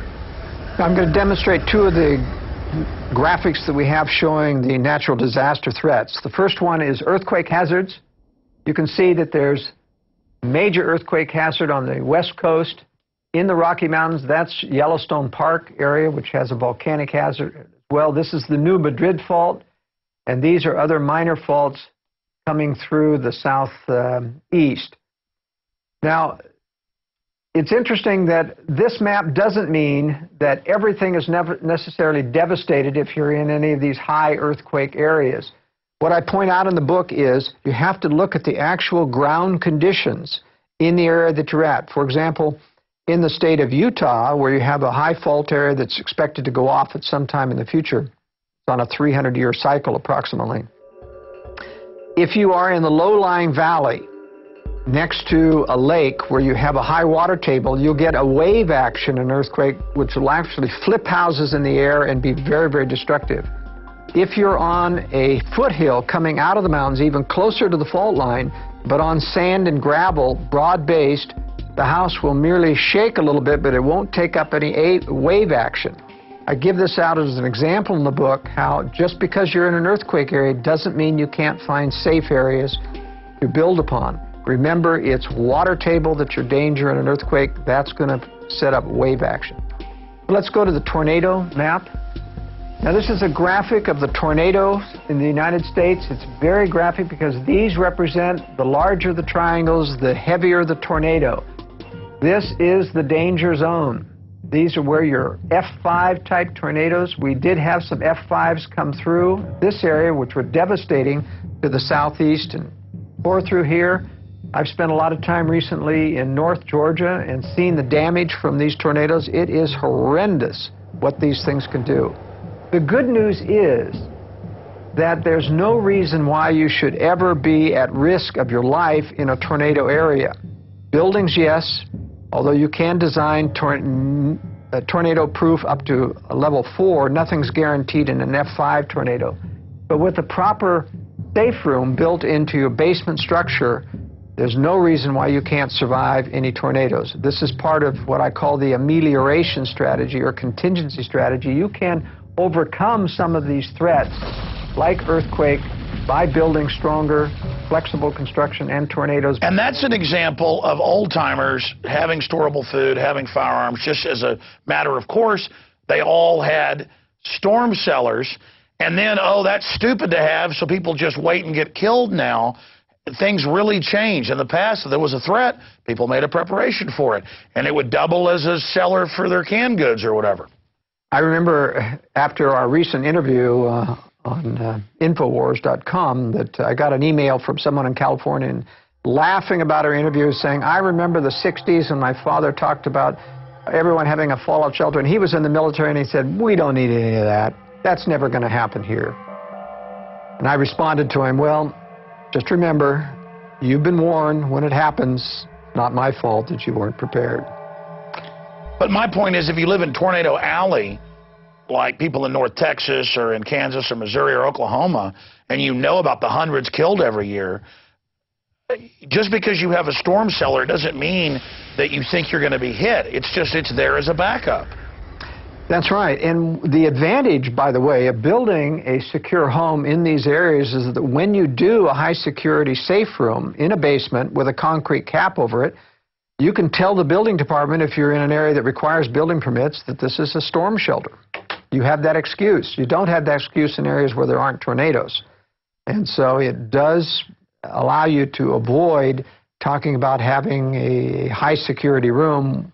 And of course, when we design these, we make sure that we don't design all the details into the plans. You simply put a box in concrete, and you don't put any of the facilities in. You call it storage, or you call it a tornado shelter, and then you put in the detailed equipment, which would make it obvious what its purpose is after the building permit process is through.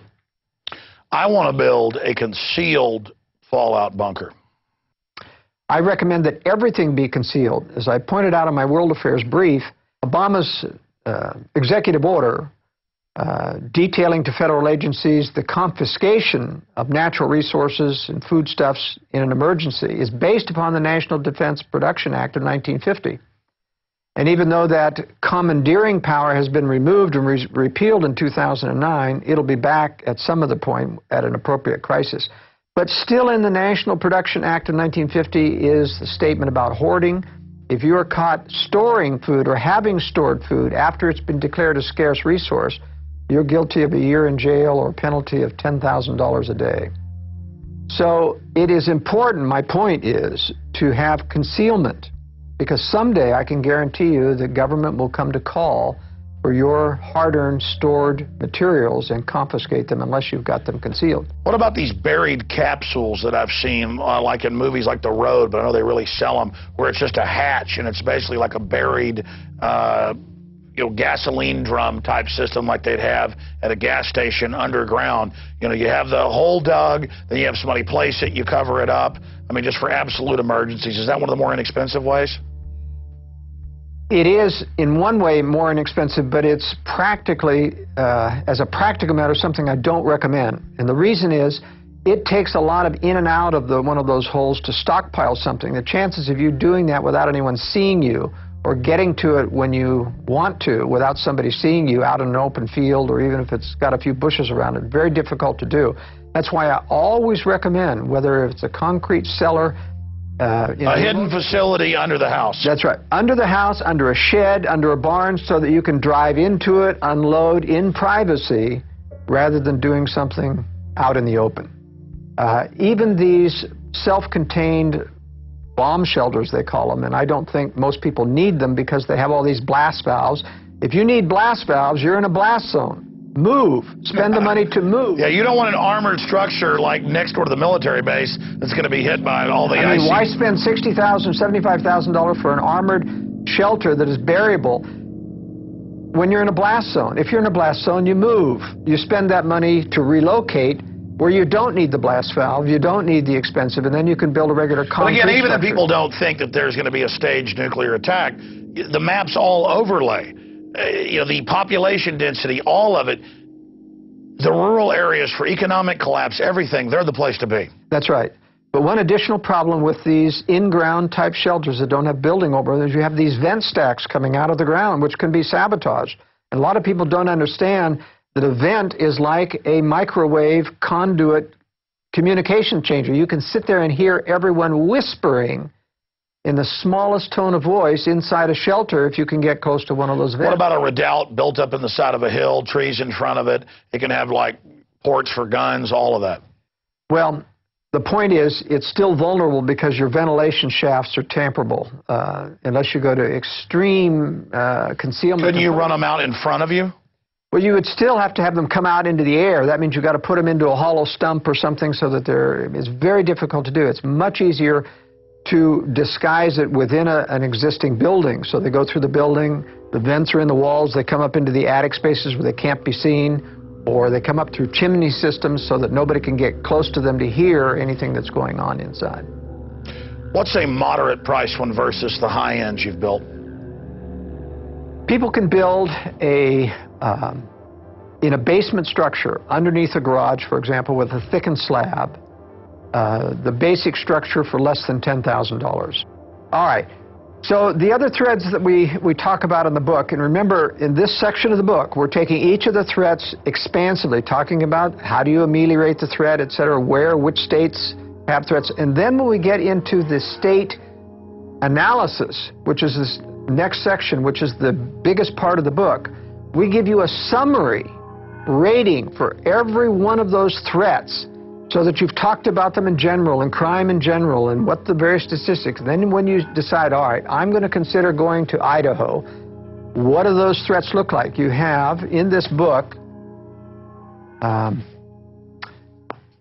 example of, and let's start with California.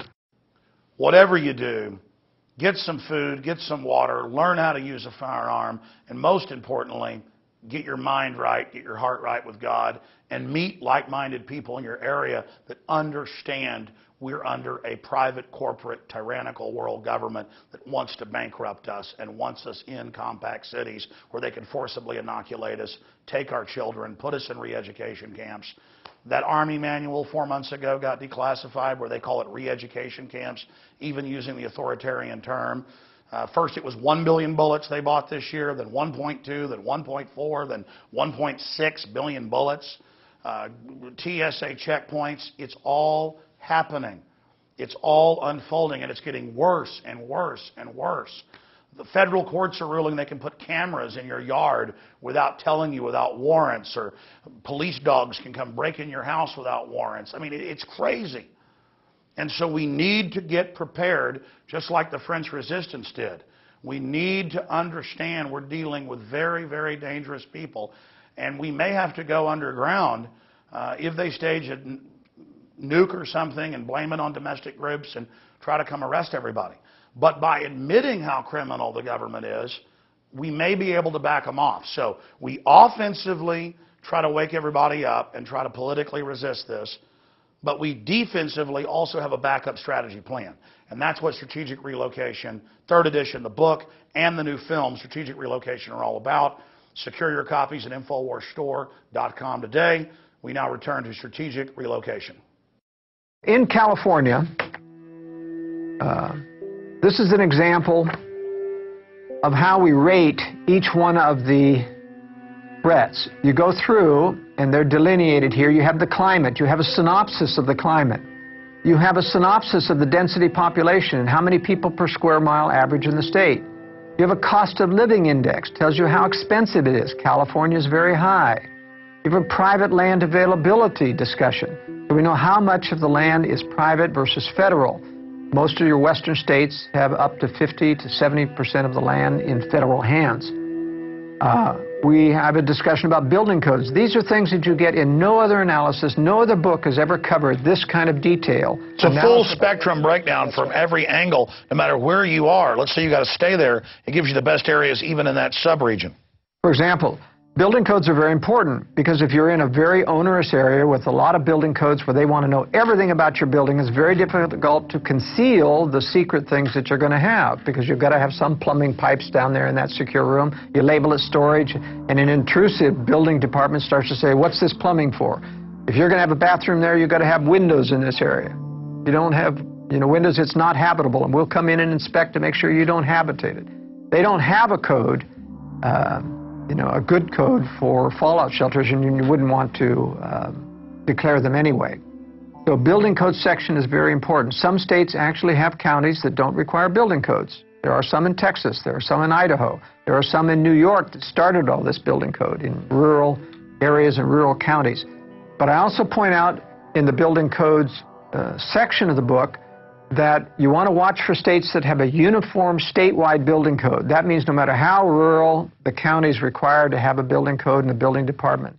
If you don't have a statewide code, then most counties are able to say, we're not going to do that. And basically, that's Agenda 21. It's global, standardized coding, and you find out in these states that do that, it's federal, but really that's international. That's exactly right. So then we talk about food production. What's the length of the growing season? How capable are you versus altitude, soil, and other things?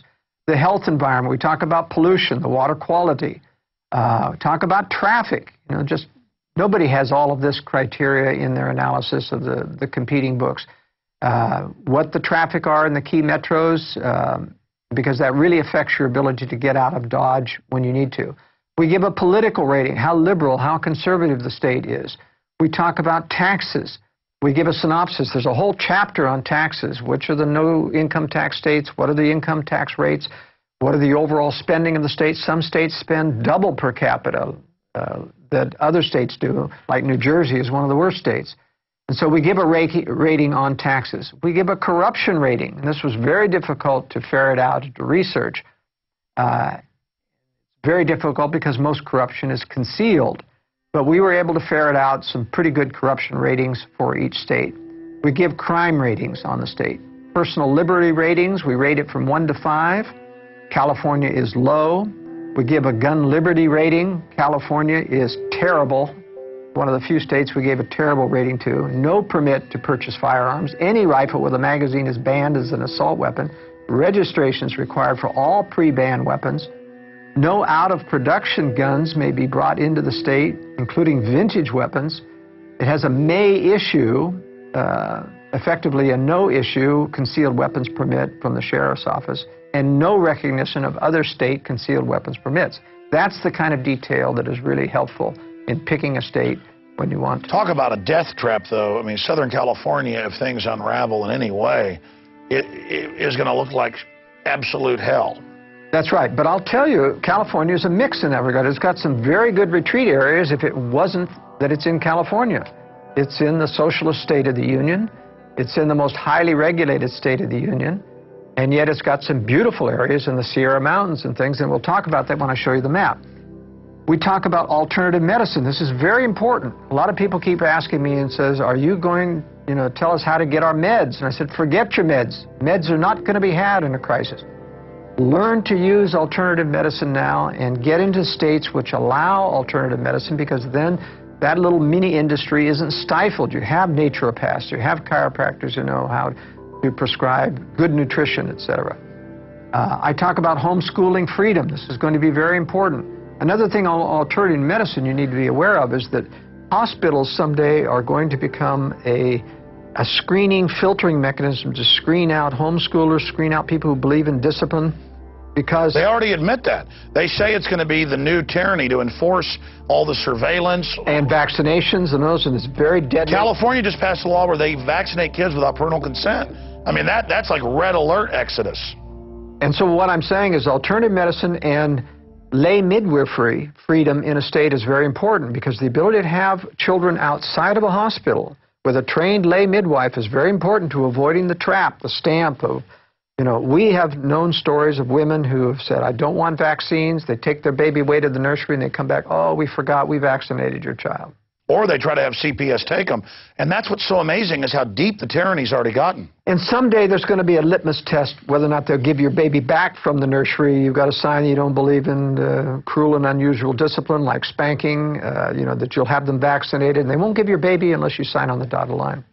So someday I believe that freedom-loving people are going to have to stay out of the public schools. They should be out of them already, frankly. And they're going to have to stay out of the hospital system. And that means learning to be healthy, learning alternative medicine, good nutrition. Well, I think it's important to exodus the major cities to create communities of liberty and freedom already. I mean, why wait? Why wait for the threat of biological weapons or collapse? We should be getting the hell out of here to begin with. But realistically, a lot of people still have to stay close enough to live. A lot of people don't have the liberty of husband and wife. It takes at least a full-time job for a husband and wife to teach at home. So the globalists did that on purpose. I understand the limitations, and I realize one of the reasons they made it tough economically is to get the women in the workforce, to degrade the family and those types of things. But I think if you work hard, if you read through the section on contingency planning and how to, you know, you can work through and start to make progress towards getting out of this kind of society and the traps that they're doing. The last section of detailed knowledge in each state is the military targets. We list every military target in the states, including naval, Army, Air Force, and we list the nuclear plants. Nuclear plants are particularly dangerous because when they do melt down, or if they get hit with a nuclear bomb or nearby and they're damaged and melt down, they are much more dangerous than a nuclear weapon in terms of the residual fallout, the long-term effects of fallout. Then in addition, after the detailed summaries from the threat section, we give specific notes, my personal experience about being in every one of these states, as well as in my blog on joelskousen.com, I've had people contribute what their experience is living in the states. And then one of the most valuable sections of the book is city-state specific strategies, or city-specific strategies, meaning for every major metro area in every state, I go through and explain where are the best places relative to that metro area to relocate relative to the outflows of refugees and how to avoid the bad areas. So this is a sub-strategy. If you can't afford to move out in the middle of nowhere immediately, you find those pockets that are nearby to the major metro areas. And I point out the areas that are away from the refugee flows and the specific areas around the city. This is very valuable information. Nobody else does it. So many of the other survival communities simply says, get out, there's no other choice, you're going to die if you stay. I have to be more realistic. I've lived with this. I've worked with people for 40 years, consulting and building residences. I realize that even the best intentioned person who believes like you and I sometimes can't leave, and I want to provide the information that allows them to survive. I need to be in a major city to be able to find a pool of skilled people to do what I do in the media, to be on the offense, not just on the defense, but you're on the offense while you're building the defense as well. That way you're not all offense or all defense. Exactly. Now let's go to the California map, and we'll tell you what one of these beautiful graphics looks like. I show in each of these graphics the nuclear targets in the adjoining states as well as within the state itself. And I show the predominant wind direction of those particular targets. You can see that states, areas like San Diego, that's really a dead city. As beautiful as it is, that's where I was born. But with all of the military bases there, multiple targets, nuclear weapons there, that city's going to be toast. Long Beach is still a target in Los Angeles, and there's a few others. Vandenberg Air Force Base, where the missile rocket launches are. There's a few around San Francisco. And I also show in color, these are the blue military reservations within the state. We show land use planning, state and national and federal forests. Why is that important? Because when you're saying, I want to go to the mountains, you've got to realize that you're going to have to get up close to that, but you can't necessarily get in there unless you find what's called an inholder property.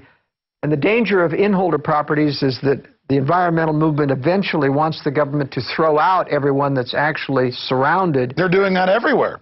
They are. I know people in Minnesota that have been there for over 100 years. Their family, they're trying to take it. These are just the most, well, they're communists. That's right. So you have to be careful of that. I recommend generally that you get up along the edge of these, and there's lots of private land in these areas, California has some beautiful retreat areas, abundant water, beautiful forests. They make for good vacation retreat cabins.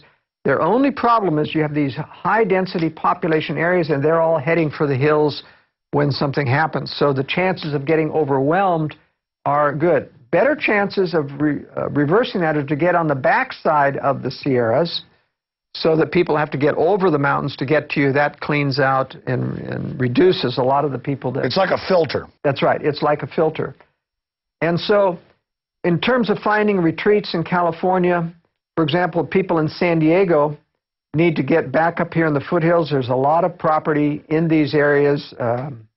Even though it looks totally green, there's a tremendous amount of private land in that area. And you get behind the mountains so that you're blast zone protected. You can survive in those areas and commute into the area. One of the interesting things that I point out in another part of my book, however, is that for people who have to live in the LA Basin, San Diego Basin, if you decide to get out, if you're reading my World Affairs Brief and you get advance warning and you get out, you have to get all the way over into Arizona in order to get up to safe areas, because there's only one road out of this, and it goes through Las Vegas, one road, also Interstate 95, which goes up there, and there's a lot of military targets. And so in order to clear into a safe area like Utah, which is a 5-star state, you've got to get clear over here past Phoenix, or bypass and go up into Flagstaff and get up around the Grand Canyon, also one road. That's how tenuous it is to get to safe locations from this Southern California area. You got 30+ million people in California. That's right. So you see, it's very difficult. One of the strategies that I recommend for people who are young enough to learn is to learn how to become a pilot. Being able to fly out of these areas is a great strategy. And it's an industry that's going down, so there's a lot of room, a lot of people hungry to train you and fly you, and it takes a little bit of money, but generally you can get a pilot's license for less than $5,000. So that's another strategy. Let's talk about a safe state now. Let's go to Idaho. Before we go to the Idaho map, I want to go to a general map of the United States to show some strategic value of areas in the east and the west and why Utah and Idaho end up being so highly rated. As we remember, we talked about population densities are extremely high in this eastern area, and in fact it extends completely over to about halfway through the states of in the middle of the country. A lot of people out here in the farmland as well. Because of that high population density, none of these states rate anything above 3 in the East Coast. Tennessee is the highest rated state because it's got the Cumberland Plateau. There's this big Appalachian mountain chain here, which kind of is a blocking area for the major population center here. The Cumberland Plateau in Tennessee is a high 1,000-foot plateau. People will tend to infiltrate through the mountains, over the mountains, through the valleys. And when they get into the Tennessee valleys, they're very tempting to stay in the valleys. Nobody wants to climb up a 1,000-foot plateau where there's not a lot of people. That's one of the reasons why this is very good. For the Northeast, they need, there's this Northeast region of the wooded areas of Maine, New Hampshire, and Vermont, and upstate New York. Those are the only safe areas. The problem strategically is that once you retreat up there, you're stuck. If it becomes untenable, you can't get back west because these population flows will flow this way and cut off any retreat unless you go up through Canada, if one wants to try to get further west if this becomes untenable. The major refugee flows coming out of the East Coast will be in this population area here. They'll head out through Philadelphia, Pennsylvania. Some will go north along that. Some will go south this way, trying to avoid the mountains. And that's why we give a lower rating to the southeast states, Mississippi, Alabama, and Georgia. They'll also have all of the refugees flowing out of Florida. This is a 0-rated state as well because it's untenable for survival of this amount of population, and most people will tend to flee south and then west towards Louisiana and Texas. So that's going to make Louisiana, Mississippi, Alabama a disaster zone. Right. The only good areas that I recommend in these southeastern areas are the northern hill country and mountainous areas. The Ozarks of Arkansas are a good area, southern Missouri, That's the primary destination. Yeah, a lot of in the elites Midwest. are building bunkers in that area. That's right, they are. The great advantage that the West has, the far West, now these are your troubled areas here where your population densities are, but centering around Salt Lake City, for example, even though this is not a recommended area itself, and you can see there's a military target in Hill Air Force Base as well as the new NSA computer center, data center there, which makes another additional target. The greatness of the Intermountain West is that you're surrounded by 500 miles of mountains or deserts that keep people from Denver, Los Angeles, San Francisco, or Seattle from getting across those deserts without gasoline, electricity, and other infrastructure. You're not going to walk across those things, I can guarantee you. It has a huge filter. It's a huge filter, and that's why this is the safest zone here in the West. What's the sweet spots? Where do you live? All right. I live in Utah here, and south of this zone here, which I consider the southern and central part of Utah safer than the north because you're cut off from this area here. How is the gorgeous areas around Monument Valley down here in the south? Yes, these are all the red rock country of Utah, and the beauty of red rock country is that they're desert, there's very few people. You can survive. The mountains provide the reservoirs of water. There are rivers coming out of all of those mountains, and if you can get water, even though it cannot sustain a great deal of population in these areas, you want that to be a filter. You want people to think, I'm not going to Utah because there's no water. Well, there is water for those that are already there. And there are high-altitude mountains for retreat cabins which become very inaccessible, in excess of 7,000 to 10,000 feet, where you can get up where very few people can hike and get to. And they're forested here. Now, Colorado has some of the same terrain, but the problem is Denver is a major New World Order center. There's a major concentration camp being prepared in Denver. There are secret bunker systems under the Denver airport. There are black helicopter bases out of Buckley Air Force Base in Colorado. Just a few miles down the road is Colorado Springs. There's Colorado Springs, Cheyenne Mountain. I don't know why the powers that be moved NORAD out of Cheyenne Mountain into Peterson Air Force Base. It makes the city an obliterated target. And I have recommended everyone in Colorado Springs who hears my voice needs to be relocated, but they're not there because the powers that be have made a major Air Force base within the city as a target. Omaha, Nebraska, of course, is Offutt Air Force Base. That's the alternate Cheyenne Mountain here, and that's where all of the powers that be went during the 9/11. That's where the president went. That's where Warren Buffett had all of the CEOs, top CEOs from the World Trade Center at Offutt Air Force Base. You can't tell me that they didn't know what was coming on. Now, Montana, Idaho, and Wyoming are, to a certain extent, in many regards, better than Utah. I got to stop you. How weird is that? It was in the news that they had hundreds of these top people. Before it even happened, they were all there for a special announcement. What was said in that hangar? What was done? I mean, did they say, look, you've seen what's happened, get in line? I mean, that talk about bizarre. It is. Unfortunately, nobody's talked. We don't know. They won't give a list of who was there, although we do know that some of the CEOs that survived were at Offutt Air Force Base. Yeah, who would have been in the World Trade Centers that day? That's right, who would have been in the World Trade. They had advance notice. Now, I'm not saying that everyone who left knew what was happening to the World Center, but certainly Buffett knew.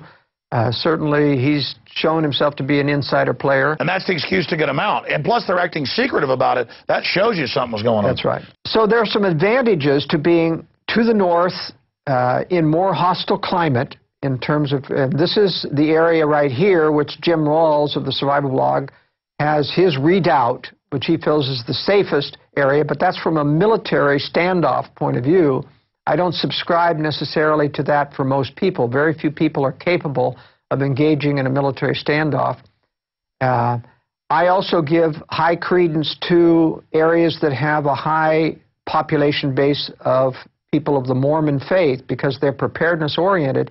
They have a lot of food storage, a lot more than the population in general. Shifting gears, I noticed Montana and North Dakota has incredible nuke strike points. That's right. These are where your missile fields are still remaining in the United States, and that's why I give a very poor rating to anything in this area here. But there's a mountain range separating this safe area here, and that is not a missile strike area. That's a Bureau of Land Management area here. But this is where Pastor Chuck Baldwin went with his people, Whitefish, Montana, Kalispell, Montana.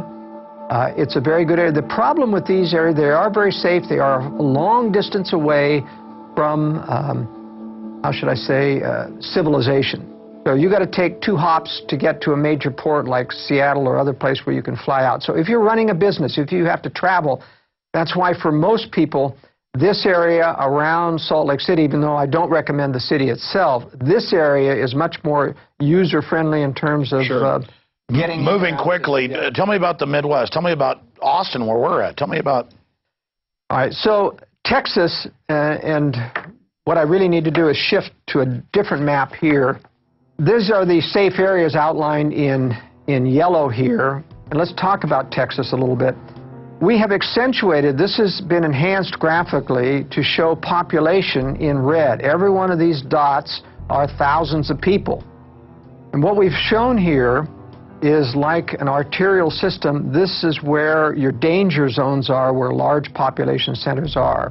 San Antonio is a large one. Dallas-Fort Worth is the largest. Houston is a large one here.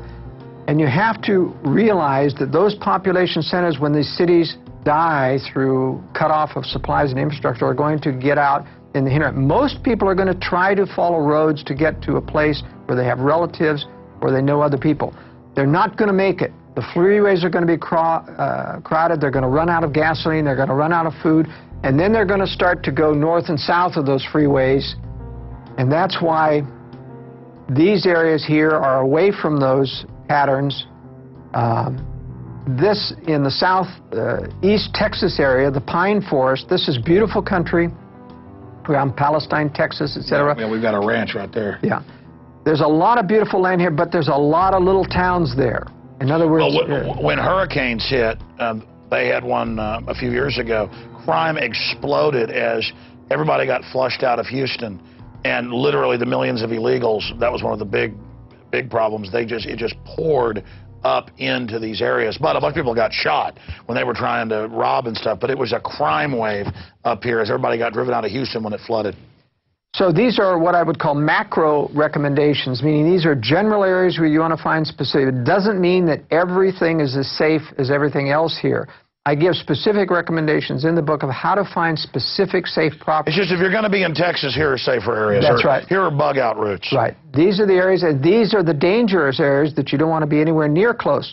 Remember, you can look at these as pockets of high-density people that when things are cut off, they suddenly triple their size, and everything around that becomes compromised as they expand out to look for food. So even though you may right now have a real nice piece of property outside of Austin, if you're 20 minutes away, the chances are it's going to get overwhelmed at some point. So you need a leapfrog strategy. For minor, moderate catastrophes, you can survive 20 minutes out, but then you need a cabin out there in the hill country further on that's out there so far that nobody's going to walk to it. That's the basic strategy.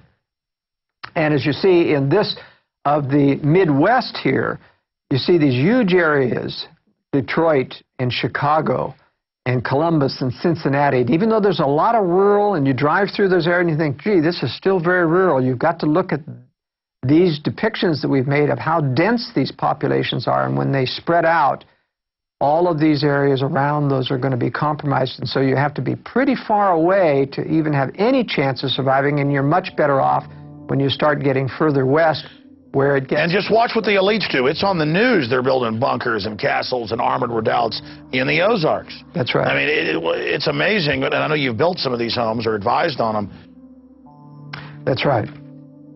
So let's go to Idaho then, if you want to bring up the map of Idaho, and we'll talk about a safe state and some specific areas in this.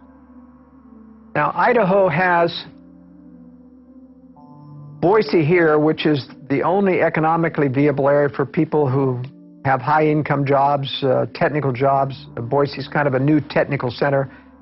This is a beautiful farming valley along the Snake River. Good areas on either side of this. This is all irrigated farmland.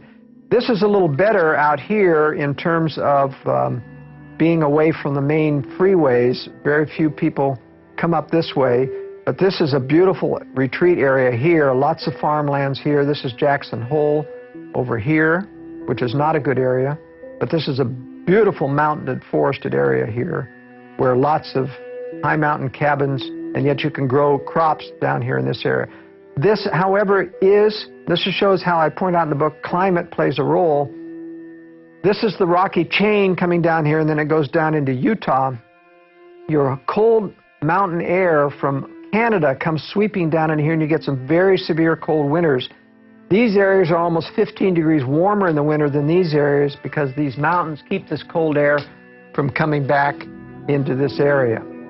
This is a banana belt here in Idaho around Lewiston.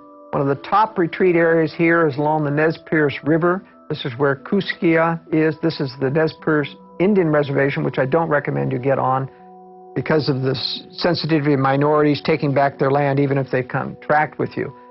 But here you get Columbia River, moist northwest air. You get trees growing down at the 2,500 foot level, conifer trees, whereas here in the high mountain and in Utah, you don't get conifers up till 6,000 feet. It takes snow to melt to grow conifers. But here you get enough rain from the northwest coming over that you have a microcosm. This is like northwest climate clear up here into the panhandle of Idaho. A lot of beautiful areas here. Boundary County, around Sandpoint, Idaho. No building codes up in Boundary County. This is where Hayden Lake is, where the Aryan Nation was. They had been rooted out. This was a government operation of playing like they were neo-Nazis. They had hired Pastor Butler to run that organization, but they're cleared out now and gone. So this is healing. I don't normally ever recommend people get around a government-operated survivalist or phony survivalist community because it gives the whole... And they're looking to set people up. And they're looking to set people up. So you don't want to join survivalist groups that are very public, militia groups. You want to be supportive, but if you join, all of those organizations get infiltrated. Very dangerous to be a part of it. So I recommend informal networks of people. This concludes the main body of the documentary film Strategic Relocation with Joel Skousen. If you get the DVD at InfoWarsStore.com for your library, it has an expanded extras section dealing with securing the home itself. That is really just a gateway into truly securing your home. And Joel Skousen breaks that down in his book, The Secure Home, also available at InfoWarsStore.com. And of course, of all of these materials that Joel Skousen's produced, the book itself is simply amazing, and everyone needs to have this. I know I certainly have multiple copies in my home and also in my car because it serves as an amazing roadmap in major cities for routes that the general public doesn't use in case of large traffic jams, and just dozens of other things. Water quality in the area, nuclear reactors, military base sites, where foreign nuclear attacks are targeted. Hats off to Joel Skousen and his team for putting together these books, and hats off to my team, Rob Jacobson, Darren McBreen, Rob Dew, and the rest of the InfoWars crew for putting together Strategic Relocation, the film. So again, I invite all of you to start getting prepared today. The journey of 1,000 miles starts with a single step, and things that you think are really hard to do are actually easier than you think and quite exciting. Last week on the radio, in closing, I told the story of how I would go on the hike and bike trail and hike, and I see people running on really rough trails with no shoes. And I was thinking a few weeks ago on an 8-mile hike trying to get in shape, I remember being a kid running around in the woods by my house and down the street and down gravel roads without shoes in the summer. And then I remembered how during the winter I'd have boots on or shoes, and my feet would be soft at the first of the summer, but by the end they were like shoes. I mean, God gave us great design where we have basically shoes that keep regrowing the soles.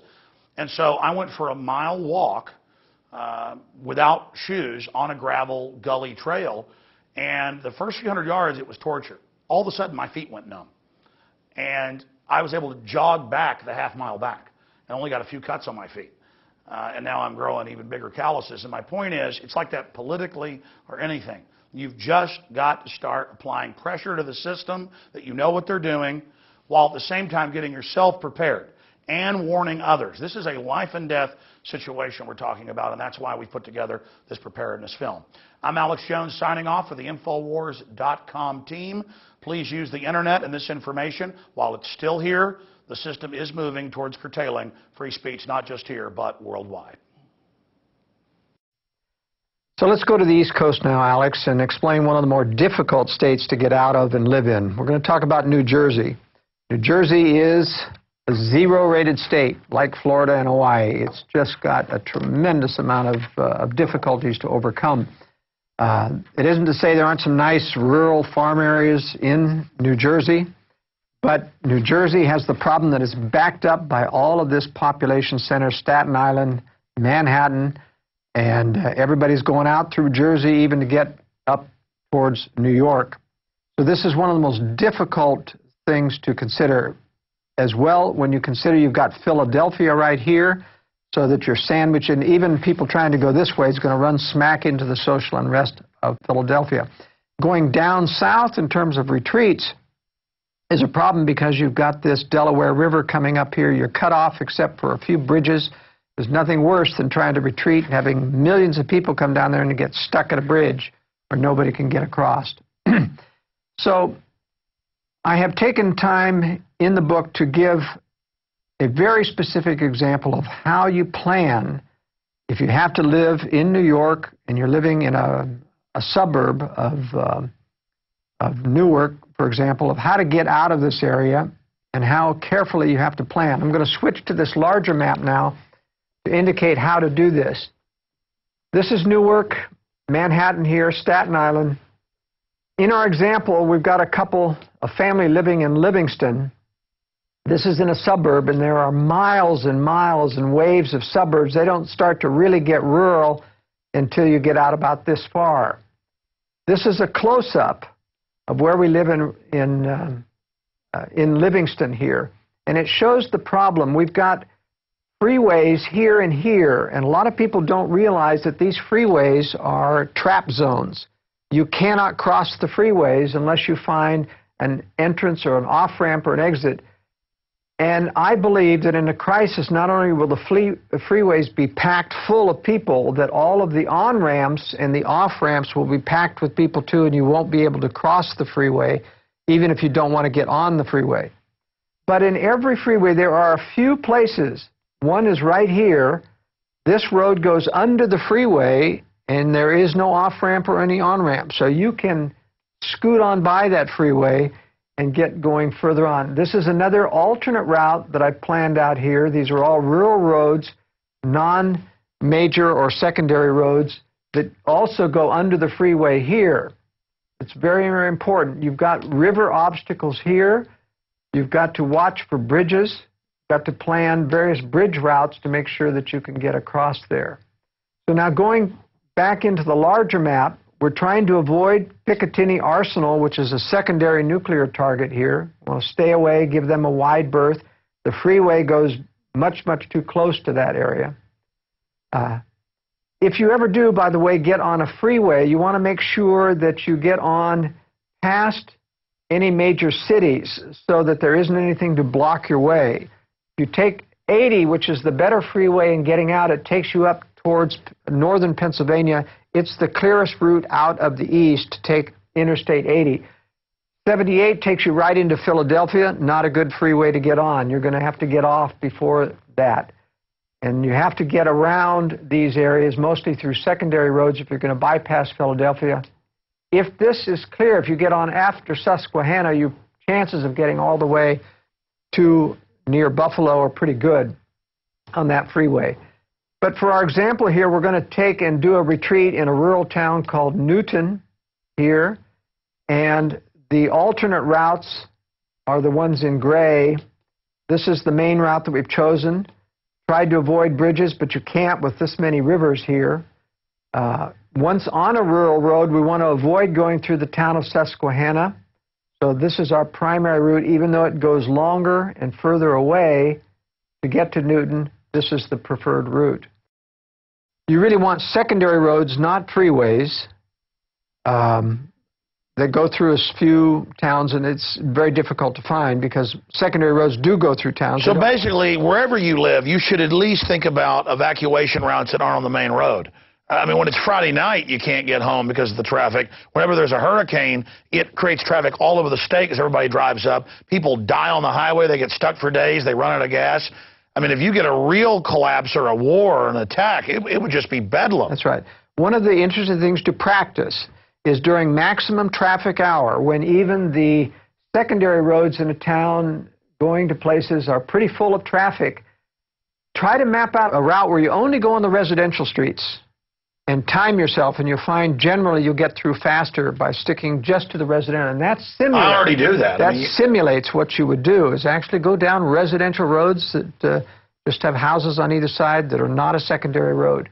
But this is the key. The key is finding, and you have to do this with Google Maps. If you get to Google Earth or satellite view, you can zoom in close enough that you can see, if you follow this freeway with your mouse, you can find areas that don't have an on-ramp or an off-ramp. And that's the secret for getting through. But bottom line, if you can, don't live in New York or New Jersey. Don't live in Hawaii. Don't live in Florida. And if you're going to have to live in one of these other states, live near enough to one of these safer pockets. That's right. And what I tell people is that you do have time. I'm convinced that the scenarios that we talked about of economic collapse are not going to occur precipitously. The dollar cannot be devalued. A devaluation refers to a fixed rate compared to another currency that is allowed to make one get lopsided. And a devaluation occurs, they change the fixed rate, and suddenly it's worth 30% less. That can't happen with the dollar. It's not pegged to any other currency.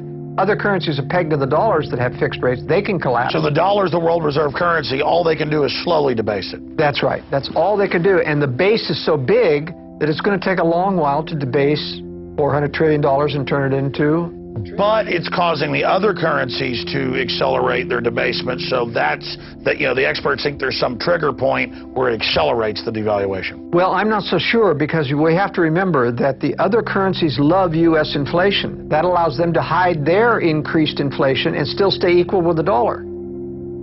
So there really aren't a lot of people in international banking services that are against dollar devaluation. Bottom line, the globalists have thought this out. They have thought this out. They're protecting themselves. It's got a long way to go. I'm predicting a downhill slide till they have an exit strategy. War will solve it all. And they can erase it all. They can erase it all. Force majeure. We walk away blameless. But here's the question. Why are they digging in? People say, Alex, why are you concerned about this? Why are the elite digging in? Because they don't want, and they know that the world population, especially the U.S. population, will not accept boiling the frog forever. At some point they will rebel. I'll tell you, when they have to go defend a wetlands violation in The Hague and hire an international attorney, you're going to have hell to pay politically. They're going to say, get us out of that treaty, get us out. We demand to remove from the United Nations. That would start to happen if they really started. They've got us under UNESCO trying to ban people doing chores on the farm.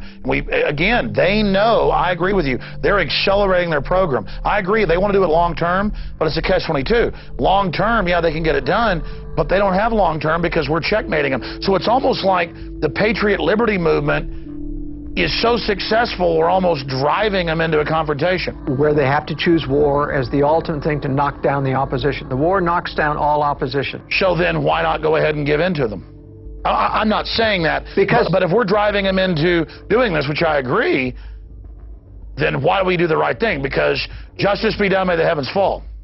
We can't give in. It's against our principles. We can't just walk in and say we give up. So it's better to confront them and force them to react on our turf than to just lay down. Absolutely, because at least we build a remnant. This is my, to me it doesn't matter if I don't believe that we can win back the whole nation. My purpose is to do what's right, convert as many people as possible, leave the rest up to the Lord, create a remnant, and out of that remnant He can inspire them to band together to build liberty anew. But I believe personally that we'll build liberty anew in pockets, not as an entire nation. A nation has to go through tribulation, retribution, collapse and fall before it rises again. And it starts like the U.S. did, as a pocket. You can't reform London. You couldn't reform England. They tried.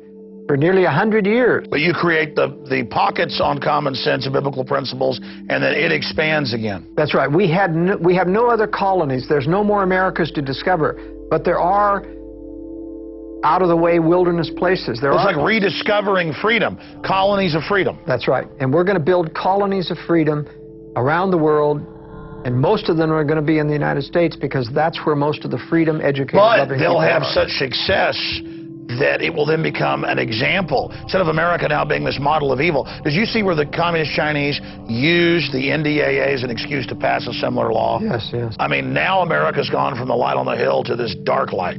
And in fact, the Russians themselves have increased their sophistication about the use of conspiracy and feigning weakness through watching the American globalists do it to us. And in fact, that's what Russia Today, RT television, is focusing its attention on American conservatives. American conservatives keep thinking, wow, we got a television station that tells the truth. Well, they're not telling the truth because they like us. They know that it will foment division, and they hope to capitalize on that someday.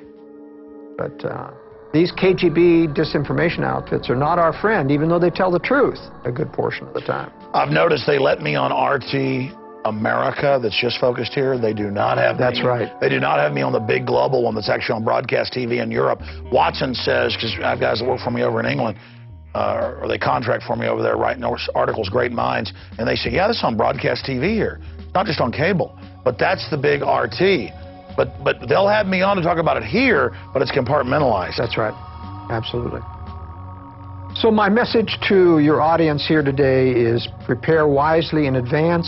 I've got plenty of information about doing contingency planning, that you don't have to make the leap before you're ready, but do it wisely, prepare stages. There's dozens of strategies that people can implement successfully, evade these problems, get out of town when you need to, but they need to read the book. They do.